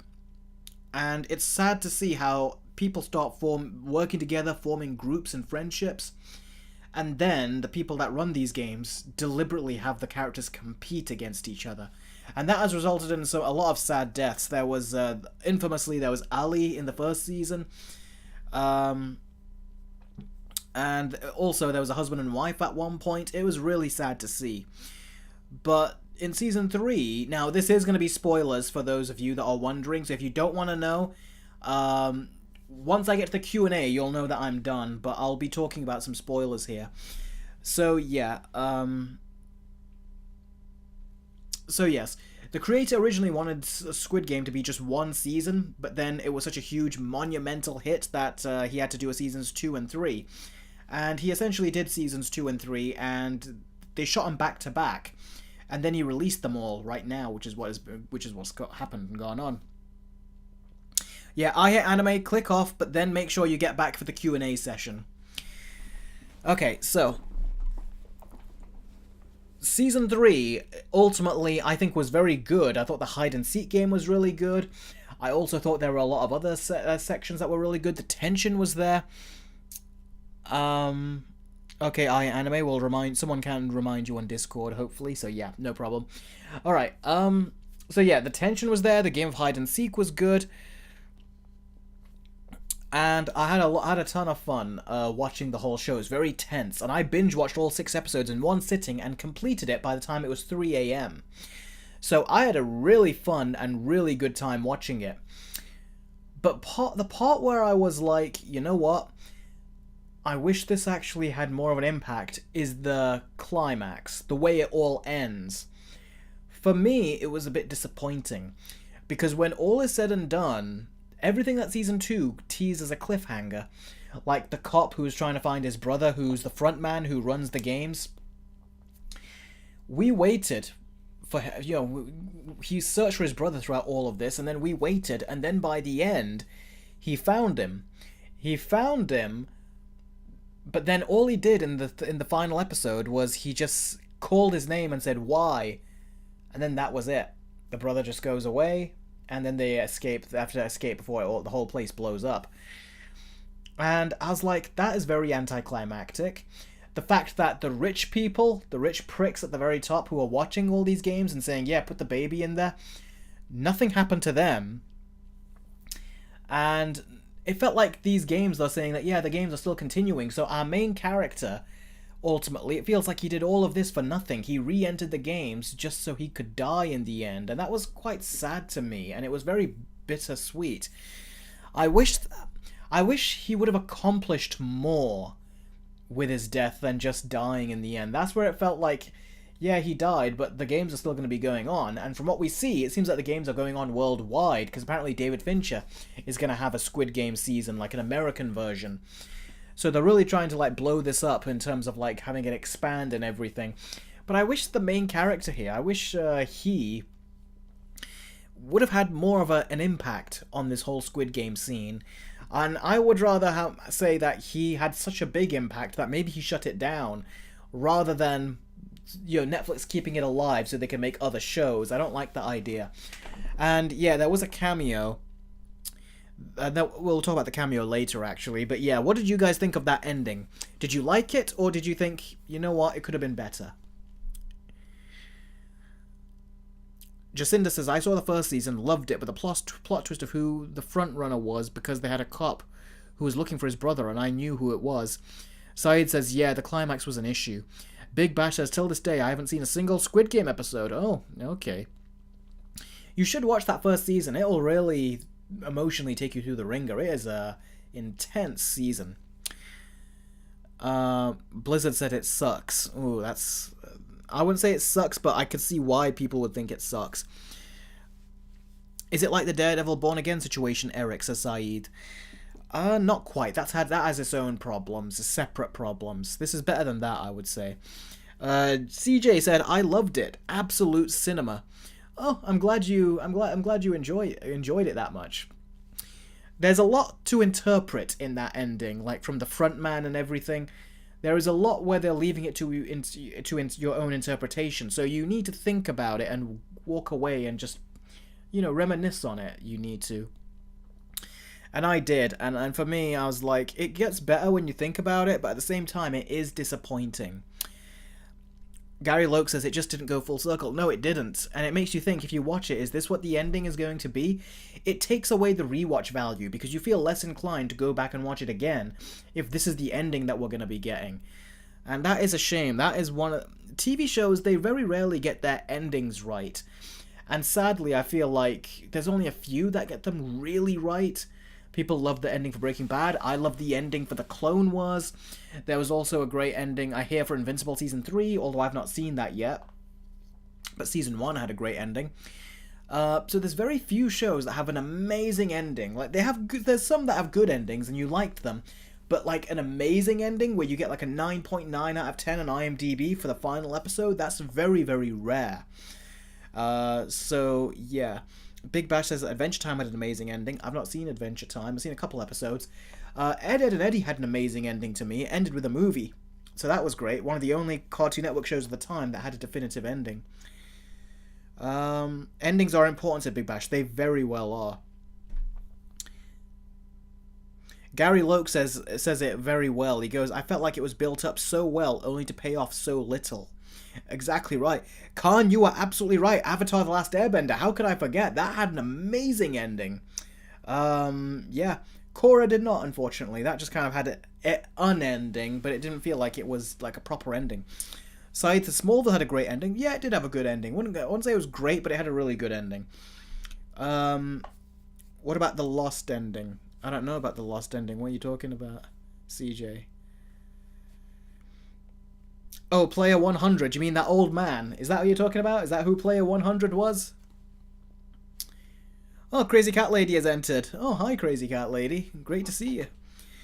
Raise your hand if you feel like they did not have to have a side plot for the whole season 2 and 3 just for a goddamn why. I didn't watch none of the Squid Game seasons, said Cyber. Oh, okay, fair enough. Does anyone here like Player 100? I like that. I think that ending is confusing. Yeah, it did feel like they were trying to like tie up a lot of endings, a lot of plots and subplots. I liked when the frontman goes over to, our main character's house and sees his daughter. I did think that was pretty good. It showed that something clearly that was important to him, but it was still sad, the ending. And it didn't feel like as much was accomplished. Sai says, I literally thought the cops are going to come in and the game as a game as well as the celebrities, Eric. Yeah, something like that. It didn't even have to be that, but something should have felt like his efforts, like the main character's efforts, were paid off, is what it should have been. Khan says, I do really wish that this sacrifice was more impactful, not just straight up stopping the Squid Games, but also getting rid of those rich snobs. That's what I would have liked too.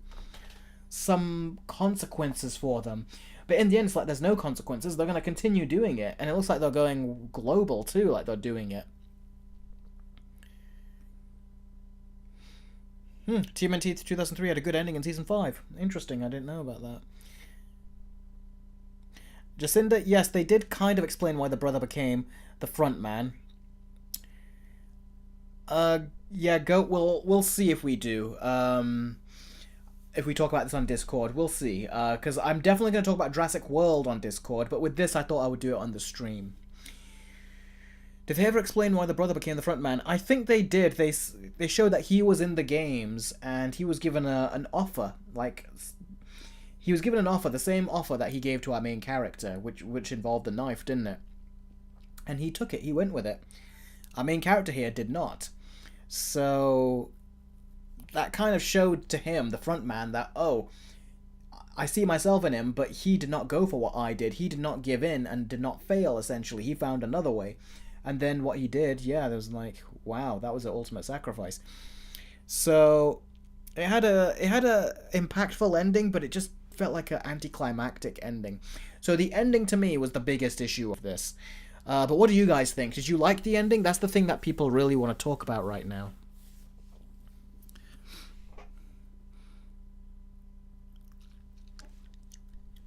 Khan, I do agree. It seems like they're trying to turn it into their own little Saw franchise now, doesn't it? Yeah, Sherlock Season 2's finale was fantastic. It really was. I agree, Khan. If his sacrifice felt more meaningful.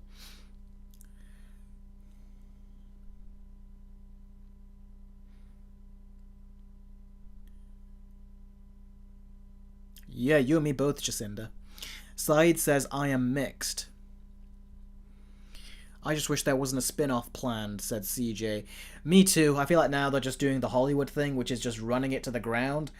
They should have done a better ending with season 3 and then just show that the whole industry, the corporation stuff, maybe it like collapses on itself, this whole Squid Game thing. But it feels like they kept it going because they wanted it to keep going, but I just don't like that idea.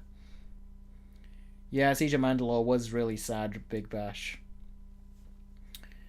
Rohan says, I feel like the main character's step was emotionally triggered.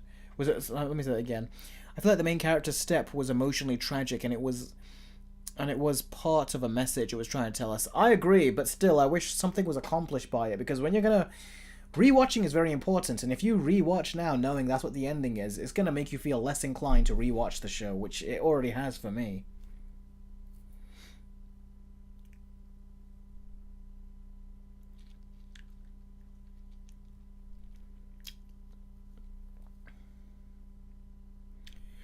Ultimately, you guys think it was an okay ending. I'm not seeing people say, everyone say, I'm not seeing everyone say it was great.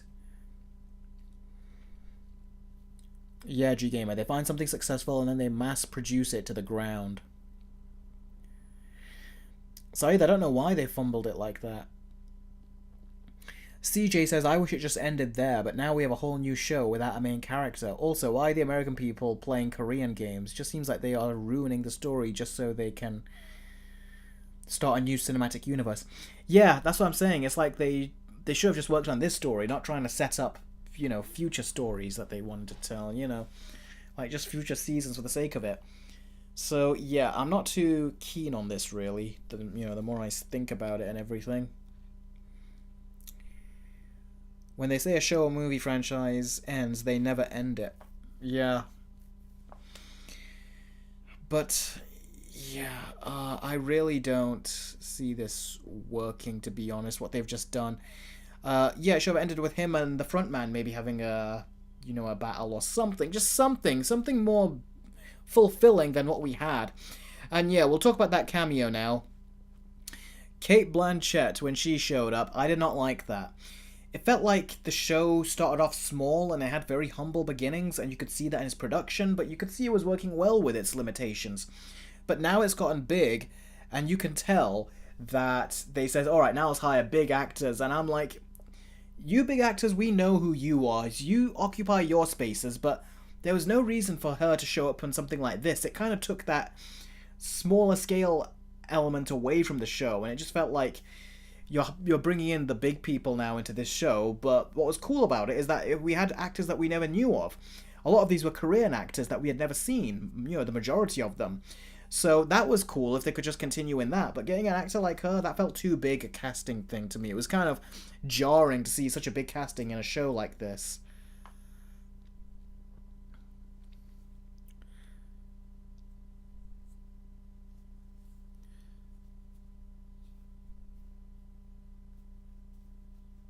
Charlton, I agree. Seeing Cate Blanchett did feel odd.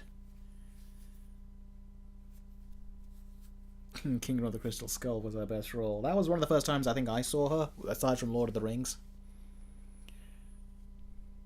Fast 11 is delayed to April 2027. And Brian O'Connor is back. That is interesting how they do that. I think I heard something like that Vin Diesel said that he's going to be in it. Maybe it's just a flashback scene where they try to deepfake his face and show him for a bit.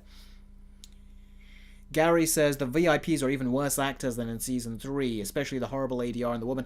I never minded the performance of the VIPs. They're meant to be very snobby rich people. So I never really minded that personally, if I'm being honest with you. Endzone's a 7.3 out of 10 in my books. Yeah, that's a good place to end. Big Bash ADR is additional dialogue recording. It's when they basically go into a booth and they record their dialogue separately and then try to sync it with what they shot. Because, they want a different audio take or something. That's kind of what it is. If you watch my video of I finally watched the Blair Witch Project, I ended up almost ADRing all my dialogue. But just from different takes that I did in that when you saw me. So if you want to know ADR, that's an example of it right there. So yeah, that's a good thing that I should bring up then, is the score. The score for me for the final season of Squid Game is probably a 7 out of 10. The first one I think I gave a 9. I think the second one I gave an 8, and this one I gave a 7. So that kind of tells you what I think. They did kind of decline as they went. But season 2 I did still really enjoy. It's just that it was anticlimactic because it had to be continued. But aside from that, I think it was... Oh! Crazy Cat Lady says she just joined my Patreon and my Discord. Let me take a look, Crazy Cat Lady. Is that... If you did that just now... Not only is that great, but it also means I can actually talk to you on a voice channel at some point. Ah, there we go. Crazy Cat Lady. Says you're a game reviewer. Nice. Send me any of your game reviews. I'd love to see them. Anyway, that's Crazy Cat Lady. I can't wait to see you in the Discord. And also, I'll be adding your name onto this, onto my Q&A section panel, so you can be part of it. So, welcome, Crazy Cat Lady, to the Discord. We're going to have so much fun on there. We've already had some chats about some stuff, and I can't wait to actually speak to you. And thank you via voice chat. Alright, so... Oh, yeah, CJ seeing the mother hanging was so sad. It was weird, because that scene shocked me. The scene where the mother ends up saying, "Don't worry, son, if anything happens to me, I've got this to protect me." And then she ends up using it on him. And when she is like hugging him and crying, and he's like all in shock and everything. And then when she says to the people in the masks and the Squid Game masks, when she's like, "No, please don't leave my son," then I'm glad they didn't show us the death, but that was sad. That was really, really sad, that was. One problem I did have, I did think the mother in the next episode could have been sadder of what just happened to her son. But then when you saw her hang herself, I was like, wow, that says everything you need to know. But I did wish she could have been more broken looking after the death of her son. Because that was her son, essentially. You know, killing him off, that would have a much bigger impact on her mother. But yeah, I don't know, Midnight Mass, Jacinda, is that a TV show? I might have, I don't know. He was already dying, but I feel like he could have been recovered. It didn't feel like he was dead for sure. He was just that he was in enough pain, it feels like, to where he couldn't do nothing. Whereas like medical attention would have been needed at that point, and then they just ended up killing him.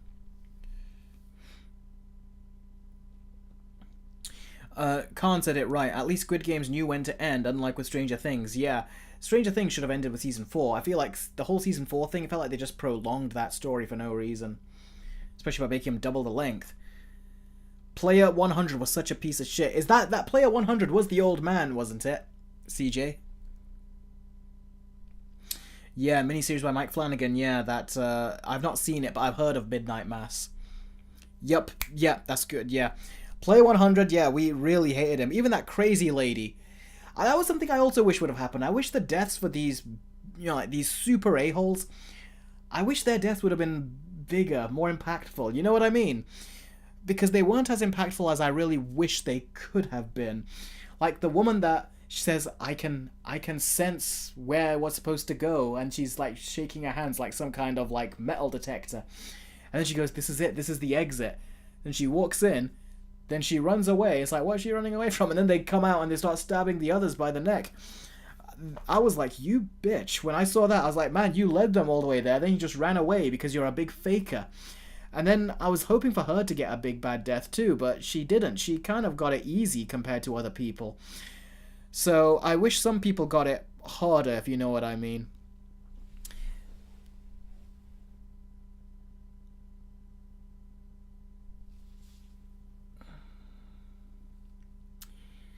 CJ said, yeah, I want to see the crazy lady get brutally mauled to death during the keys and knives. Yeah, like I thought that when she was locked in, when Player 100 just, you know, threw her back, I thought the other two crazy ones, you know, the one that was trying to be high and the other guy that was trying to protect his pregnant wife, sorry, his pregnant ex-girlfriend or whatever, I thought those two were going to come in the room and they were going to like just go to town on her with, you know, and kill her.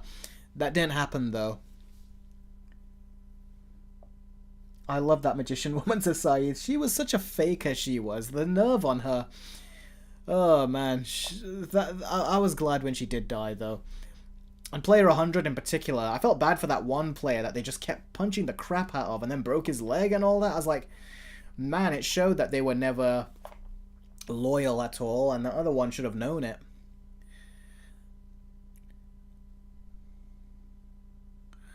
But yeah, that was quite the thing, that was. Side says, Eric, give a round of applause to Big Bash for not wasting his time watching this show. I mean, I wouldn't say it's a waste of time. That's the thing. I gave it a 7 out of 10, so I wish the ending was better. But the show itself is still edge of your seat stuff. In fact, I felt bad for the movie Megan 2.0, because that movie came out the same week that Squid Games came out, and everyone stayed at home to watch that.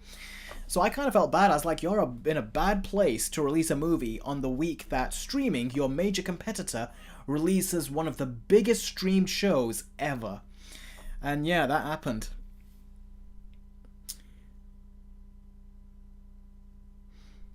CJ, that was right too. He goes, I was so satisfied when 456 started choking her in episode 1. I was as well. I was like, yeah, grab her, squeeze her, squeeze her. I was like that Yago, squeeze him, Jafar, squeeze him like, you know. Ironheart never stood a chance as G-Gamer. Yeah, that's another one. Ironheart, that didn't stand a chance against Squid Games. Wait a month from now when the Nielsen ratings catch up and they report on this week. You're going to see that Ironheart probably didn't even enter the streaming numbers at all, but Squid Games did, and it would be at like number 1, like crazy high level. 10 Rex says that sounded weird when out of context. Well, hopefully there's plenty of context. Sai says, I'd rather have that finale of Squid Game than Ironheart. Yeah, Ironheart is just a complete waste of time. And I didn't even like how they forced her character into Black Panther 2, because like I said, it took emotional development away from M'Baku, which I really would have liked to have seen. Check out my Black Panther Wakanda Forever Versus video if you want to know what I meant by that, because I go into detail about it there. Okay, Khan says, do I still recommend anyone watching the show? Yeah, but only watch season 1 if you don't want to watch a disappointing ending. Yeah, season 1 is what you should all at least be able to watch, because that's where the creator wanted it to end. So you can just watch season 1 and say, alright, that's it. Oh man. If you want to see what it happens, like if you're curious, then yeah, go ahead and watch season 2. Season 2 is still a great season. So is season 3. It's just the ending. It's not a terrible ending. There's a lot to interpret there, so you might interpret it in a way that is satisfying to you. But to me, I think it needed more with the ending. CJ says, I don't remember his name or number, but I really dislike the guy who took the cross and kept dreaming of the girl he didn't save. Yeah, he was a sympathetic character in season 2, but then season 3, he was just high all the time, and I was like, there came a point where I was like, dude, you're kind of getting in the way now of everyone. What about that one prick who he got to the end of the line, then he kept pushing everyone else off? I was like, that is nasty. I'm surprised no one tried to grab him as he was trying to push them. Then, you know, you get pulled downwards. But yeah. What's my favorite Squid Game games? There's too many. Red light, green light is such a basic one, but so effective.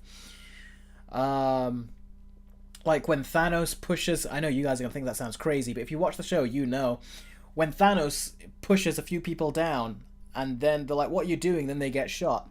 That was bad, that was. I remember, that was real bad. I felt sorry for those guys.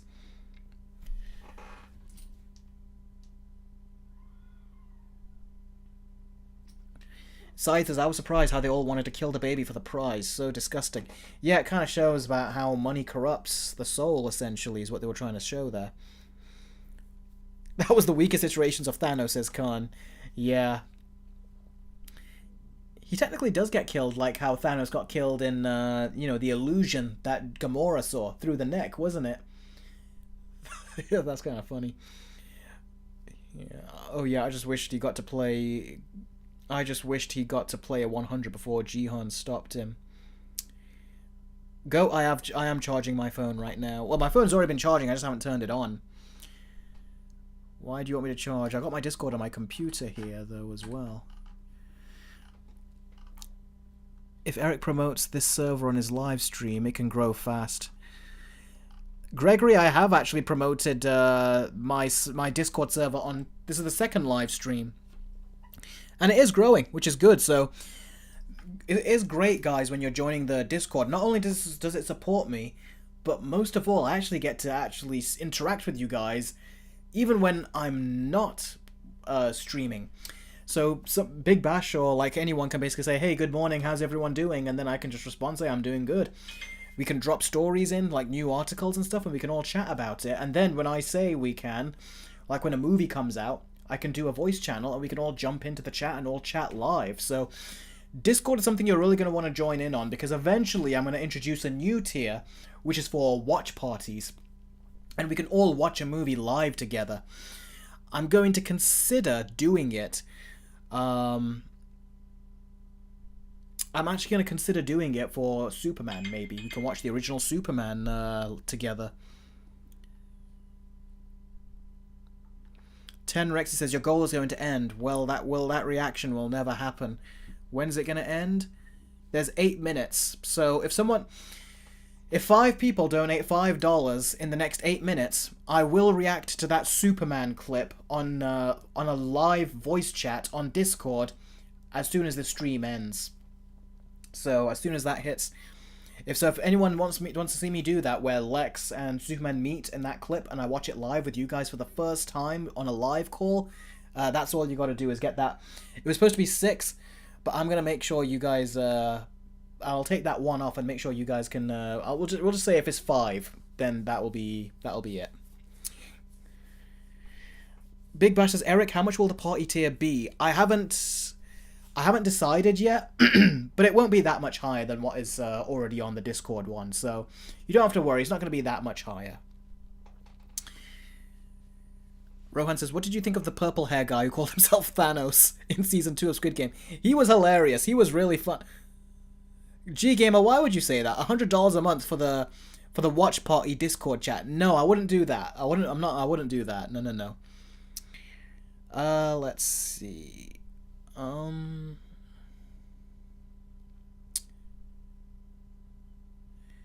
But yeah, Thanos, his little poetry thing, was it poetry or what was it that he did? I can't remember now, it's been a while. But that little poetry thing he was doing, that was crazy. That was crazy.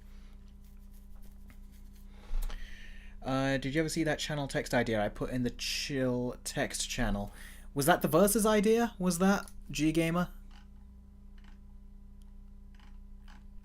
Let's see. Idea for a text channel versus video. Okay, this is what G-Gamer is saying on Discord. You know what? Give me a second here. Let me see if I can show you guys the Discord.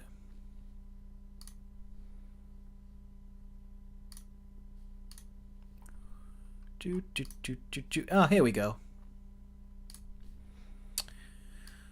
Alright. We'll also call this the Q&A, by the way, so hold on. We'll move on to the Q&A. You can still ask me questions about Squid Games if you want to. But here is the Discord right here. If you guys can see that. Now, let's see, what was his idea that he was bringing up right here? This idea. The G-Gamer says, idea for a text channel versus video ideas that we type and you can react to. They can be cool ideas or funny ideas, anything really. Yeah, I did think about that at one point, but maybe polls is something I can do with that, you know, and you guys can vote on polls on the Discord, so yeah, basically,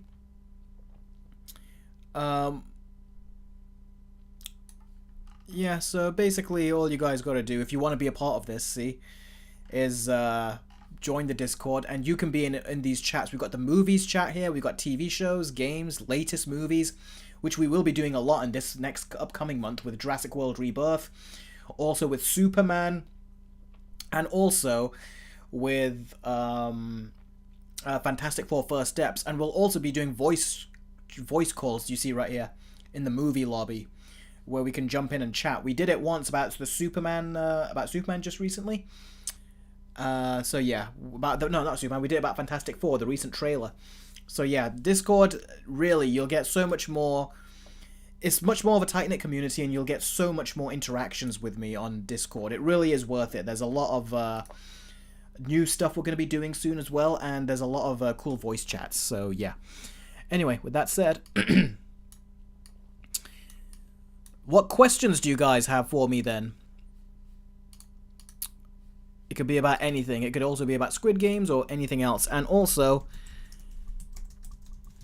let's not forget Crazy Cat Lady, who, as I've said, is a very nice cat lady. There you go. Her name is now forever plastered under there as well. So thank you, Crazy Cat Lady, for joining the Discord. If anyone else joins the Discord, their names will also be placed right under here too. And also, we got 4 minutes left on the goal right here. Okay. Saeed says, not gonna lie, I thought the finale was like some Disney Marvel stuff. I was kind of disappointed. Oh, really? Interesting. Big Bash, my thoughts on Albedo from Ben 10. He was a great villain. I very, very much greatly enjoyed his involvement in Ben 10. The best M. Night movie for me probably is Split. I've seen that one the most. And it's got the least of his issues that he has in his movies.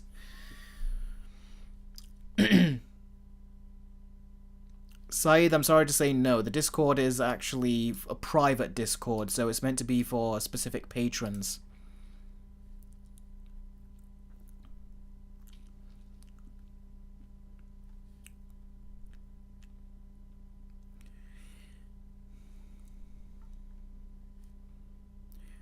What are your thoughts on Sausage Party from Seth Rogen? I like the movie, but I wish it would have been smarter, because the trailer was so funny when the fruit was swearing, but in the movie they were swearing too much to the point that by the time it got to the funny parts in the trailer, you had no impact anymore. You weren't laughing at the swearing of these, you know, these you're not laughing anymore at these animated characters and animated fruits and stuff swearing. It wasn't funny anymore. I think they overused it. They overplayed their card.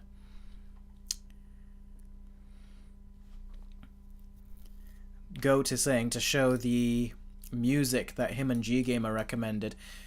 Basically, I asked on the chat, I says, is there any music that you can recommend that I use for the Lilo and Stitch versus video? And both Goat and G-Gamer recommended some. And so did the Movie King 3000 as well. So Goat wanted me to show that to you. But yeah, it was like some old video game music and stuff like that, or any royalty-free music that sounded anything remotely like Lilo and Stitch. Some of them didn't. A couple of them actually sounded good. I did use one of the Echo musics in there, so that was helpful.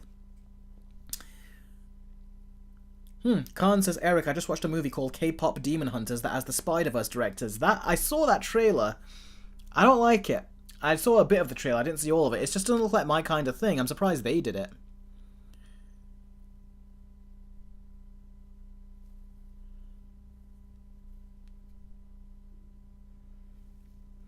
Okay, we got 1 minute and 20 seconds left on the goal. If that goal reaches 0 by the end, I don't think we'll be doing that Discord live reaction of the Superman clip.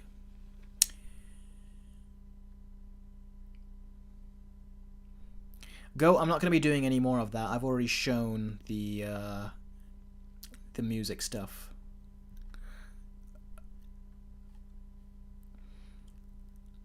I've heard of Wii Sports Resort, but I never got to play it, sadly. I always wanted to, though. What day will we talk about Rebirth? Hopefully it'll be the Sunday or the Monday. Hopefully the opening weekend of Jurassic World Rebirth when it releases. So I'll see it, then we can chat about it the day after or something. Oh, we got a Leon who has just subscribed to my channel and he doesn't realize his name's popped up on a live stream right here. But yeah, we'll talk about Rebirth, hopefully about a day or two after I've seen it.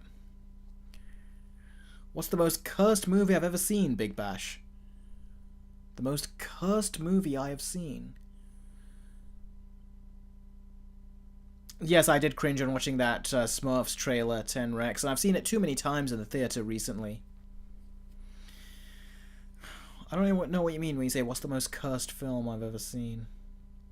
Robin says, are you worried Robert Pattinson will become like Pedro Pascal, where they cast him in everything? No, because so far he's not been cast in enough. So he's far, far away from being on that same level as Pedro Pascal. So that's nothing to worry about right now. Movie King says, what are some shows you watched that went on for too long and lose their charm, like Simpsons or Family Guy? Well, those are two good examples. But another one would be The Flash, Arrow, Legends of Tomorrow. All those CW shows, they kept on going for too long and they lost their charm. Smallville, however, managed to maintain its charm, even when Lex Luthor left the show. So that did keep its charm. But yeah, The Turtles, my 2003 show, that lost its charm eventually because they thought that the show was too dark, so they wanted to make it more child-friendly, the studio did. So when they did Fast Forward and Back to the Sewer, it felt like it had just lost its edge. So I'd say that lost its charm, sadly. So yeah, that's some examples. Big Bash, I really don't understand when you said, what is the most cursed movie you've ever seen?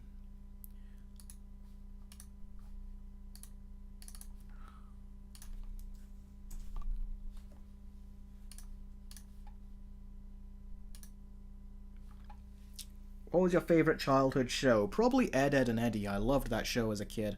So many great Cartoon Network shows. They still hold up well today. And it's a bit depressing when you watch them today because it reminds you of when you were so young watching them all those years ago, you know.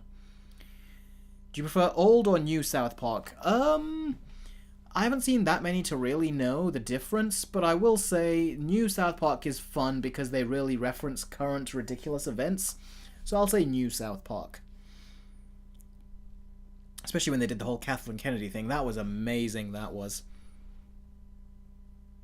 And when they were talking about diverse, like Eric Carter has turned into a black diverse woman. Like gender bending and race bending Cartman.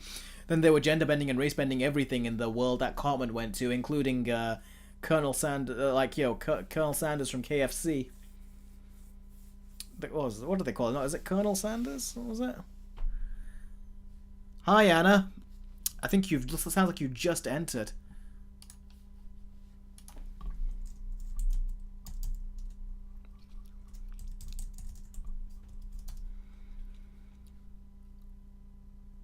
Yeah, Colonel Sanders. Oh, Jess has just entered. I'm sorry, goal ended. Yeah, the goal has ended and it's not reached the 5, so I'm guessing that clip on Discord will not be happening. Billy just arrived. What has happened? You guys have just popped in. And I was about to end the stream soon. I guess I'll do it a bit longer since you guys just came in. Yes, Blizzard, I do remember Flatliners, that Versus video I did. Yeah, welcome guys. I'm glad you guys were able to pop in. I will just say, you can see I've added this here, the new YouTube, Patreon, and Discord members. So if you join my Discord, which you can see right here on this $10 perk, then... And then you can actually see we've actually got this whole segment right here where we can all take part in discussions any time of the day. And we can even do voice channels that you can see right here where we can talk about a movie lobby, where we can talk about movies like Jurassic World, Rebirth, and Fantastic Four First Steps, and the Superman movie. TV show lobby, game lobby, relax and chill. And I got this here subs only because I just followed a tutorial. I don't know if I'll be using that. We'll see if it stays or not, but yeah.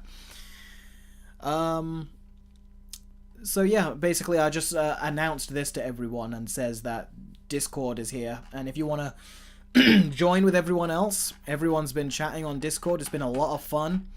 The relax and chill segment. We've got a latest movie segment where we're talking about stuff as well. A lot of great chats that are going on here. And we have actually gotten a couple new members as well. Gregory Bronstein has just joined, and Crazy Cat Lady has joined the Discord as well. So if you all want to join in and chat even when we're not doing weekly live streams, you can. And this is a great community. I'm going to do watch parties eventually soon as well. So definitely be sure to join the Discord if you're interested in in chatting even beyond just these weekly live streams. Jess says, how's you been, Eric? I haven't seen you in a couple of weeks. Has it been a couple of weeks? Wow. I've been good, although today I was not feeling too good. I don't know, I just feel like the energy inside of me has kind of just gone. It's just one of those days. Maybe it's the heat. Maybe it's the fact I've not eaten really today either. Like, just very small, like, one small snack, a banana, and also one fish finger wrap or something. But, you know, yeah, I've not really eaten today, which is probably a bad thing.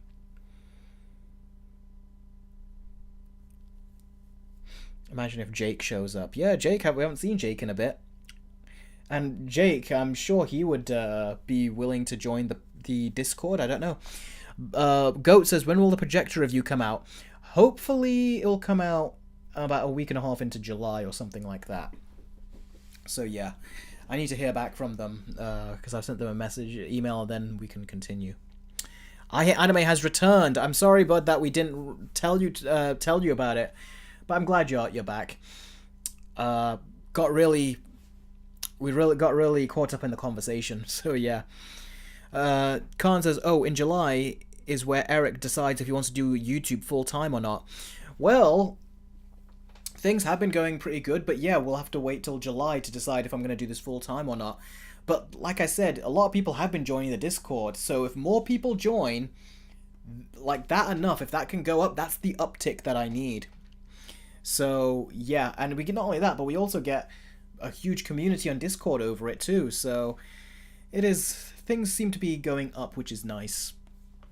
We'll see how it does by the end of July. If there is enough of a big uptick, then yeah, I'll continue and I'll do it full time. That's if there's enough of an uptick. Eric, what are your thoughts on sand? Says Big Bash.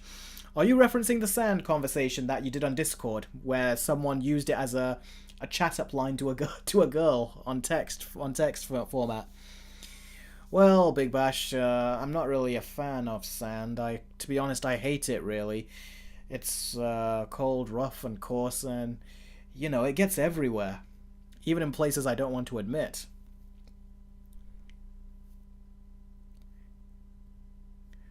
Oh, hello, Nono. It's like new people are joining all of a sudden. Anakin, I like what Khan said. Anakin Skywalker would approve of this message. Yep.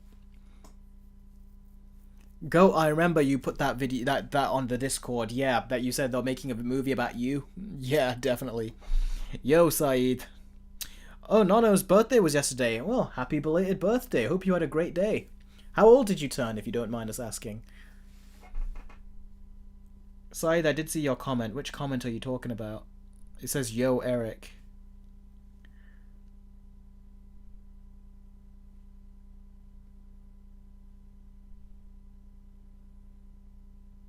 I can see your comment, Saeed. Which one are you talking about?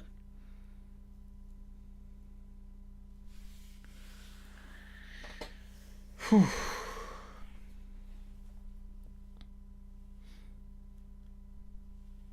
Rohan says, Josh Cooley, the director of Transformers 1, says that Paramount has no plan for a sequel. Yeah, that's sad to hear. Oh, you turned 26. Oh, well, like I said, happy birthday. On June the 10th, I turned 30. So we both share the same month for our birthdays.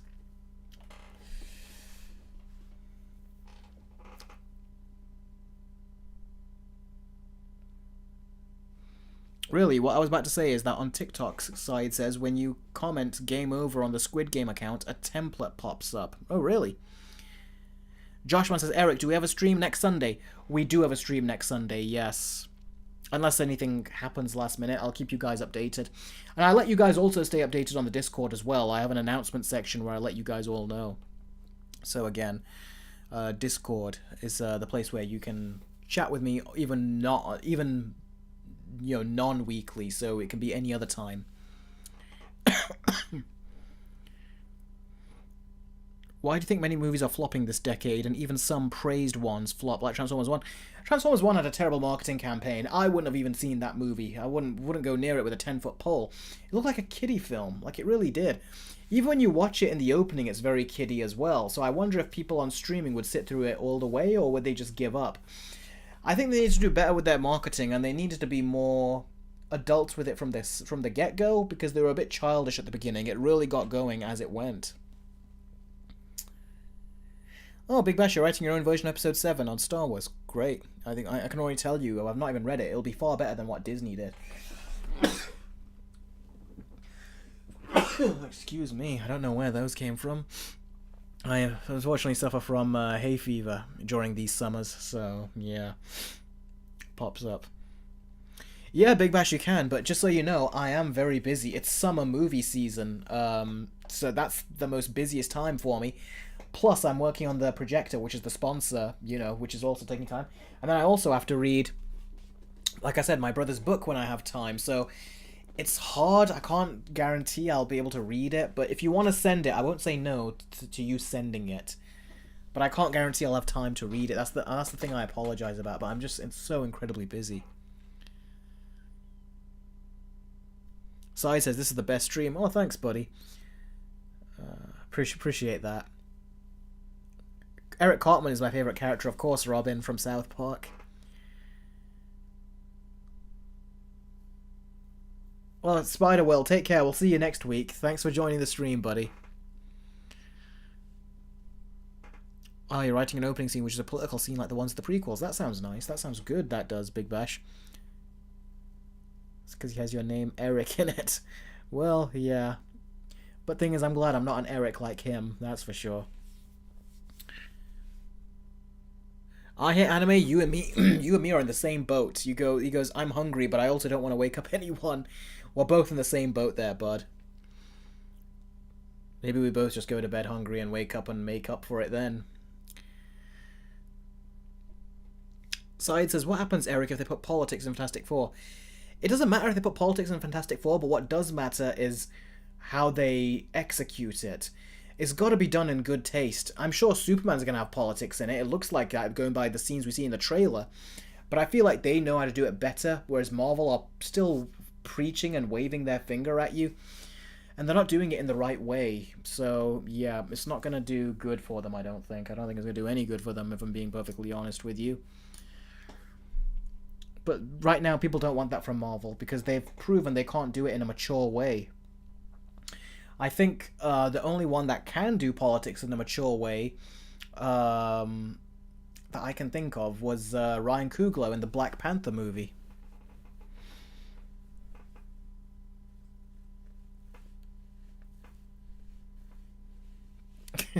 Rohan says, Eric, hear this. I will never forgive the people who went to watch Joker 2 over Transformers 1. We gave the wrong movie the money. Honestly, people didn't even go to watch Joker 2. Its box office was shit. So don't feel bad about it. A lot of people didn't go to see Joker 2. So that movie did not get money. Although the Lilo and Stitch is getting a lot of money, and that movie doesn't deserve to get any. Because it was a Disney Plus film that they just threw into the cinema, with no bigger budget. Eric, what do you think of the female Silver Surfer? Don't like it. No one wanted it, but Marvel did it anyway, because they were looking to gender bend one of the Fantastic Four members, but they couldn't do it, so they ended up doing it to the Silver Surfer. And now it seems like in the climax, the Silver Surfer and Mrs. Fantastic, Sue Storm, are going to be the two to save the day, I think, if going by the rumours are true. And the rest of the Fantastic Four, the guys, basically, are just going to be sitting down, not really contributing. Maybe that's why Marvel had emergency reshoots recently. You can look it up. They had emergency reshoots for Fantastic Four. Because people did not like the ending. I haven't seen 28 Years Later, no. I have not even seen the original movies.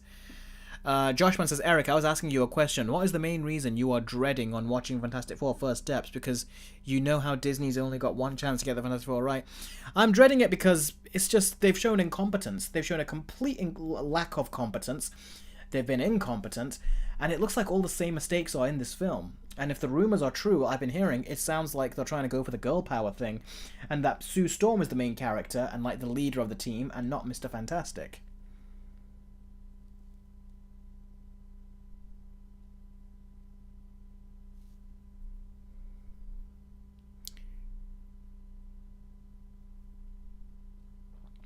Sai says, do you think if Fantastic Four does not do well, then it's the end of Marvel?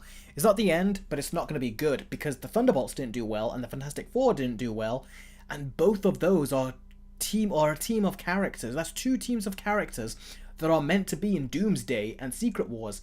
Do you remember those chairs that we saw where they showed all the names of the cast members? Two chunks of those were the Fantastic Four and the Thunderbolts. And if both of them are flopping, not going to do well at the box office, that will be very concerning for Marvel. when they get to that movie. That's why they brought in the Fox X-Men, because they sell, and Robert Downey Jr. because he sells. So it shows that they're shit scared down there. G Gamer says, for Fantastic Four, I've seen other reactions that is, think it's cool. Reactors think it's cool, while you see all the problems with it. Honestly, good eye to detail. Oh, thanks. Thing is, I'm just not. I wish I could be in that place where I can just blindly be excited for it, but I just don't trust Marvel. They've let me down too many times now, so I can't be anything but skeptical about it. Have you ever had VHS tapes? Oh yeah, when I was a kid, we had so many of them. Then we moved to DVDs, and yeah. Marvel should have waited 4 to 6 years to plan Phase 4 to 5. I think they should have waited 5, yeah. Disney is running themselves to the ground, Robin, I said I have used VHS tapes back when I was a kid. Doomsday budget is like 1 billion. Indeed it is. I don't know if that's just Doomsday or both Doomsday and Secret Wars, but they've got a lot of talent to pay, and apparently they want to get more talent in, so that's going to be even more money. And they don't even have a full script either, so that's not going to be good for them. Anyway, guys, I got to head out. It's approaching 2 a.m., and I am exhausted. My throat is sore. And I always get hungry whenever I'm done with these streams. It just, I don't know why, that just happens. Remember that time I actually ate on the stream because I felt faint? So, yeah, my energy is really depleted. I've still got work to do as well, with the Lilo and Stitch Versus video. So I think now is the time to... Anime said it best, I need to sleep so I can eat when I wake up. That's something what I want to do, but sadly I don't have that luxury. I've got to stay up for a couple more hours with some editing and stuff. So, guys, this was an absolute pleasure. Love chatting with you guys as always. Definitely consider joining the Discord that you can see right here, and I'll chat with you guys in the morning. If you join the Discord, you can chat with me in the morning. You could chat with me, heck, even now if you wanted to. But yeah, we've got a community that is growing there. We've got 2 new members on the stream, Gregory Bronstein and Crazy Cat Lady. So everyone's joining the Discord. It's where we can all chat and get together, and not just on these, these 2 hours on a Sunday. We can actually get together many times, and then even do voice chats. So Discord, I'm actually having so much fun with. I didn't know how to use it before, but I'm learning quickly how to use it, and it really is a great community. And I'm so glad that you guys gave me the push to get it, because you guys really wanted me to get a Discord. So, yep, thank you guys very much as always. Robin, yes, I said that this is the 3rd time I said I have. Did you ever? I'm telling you that I have had VHS tapes. But yeah. Anyway, guys, thank you very much as always. Really appreciate it, and I'll catch all of you on the next stream, and I'll catch some of you on Discord very soon already in the morning, heck, even after this stream. So, thanks, guys, and I'll catch all of you soon. Take care.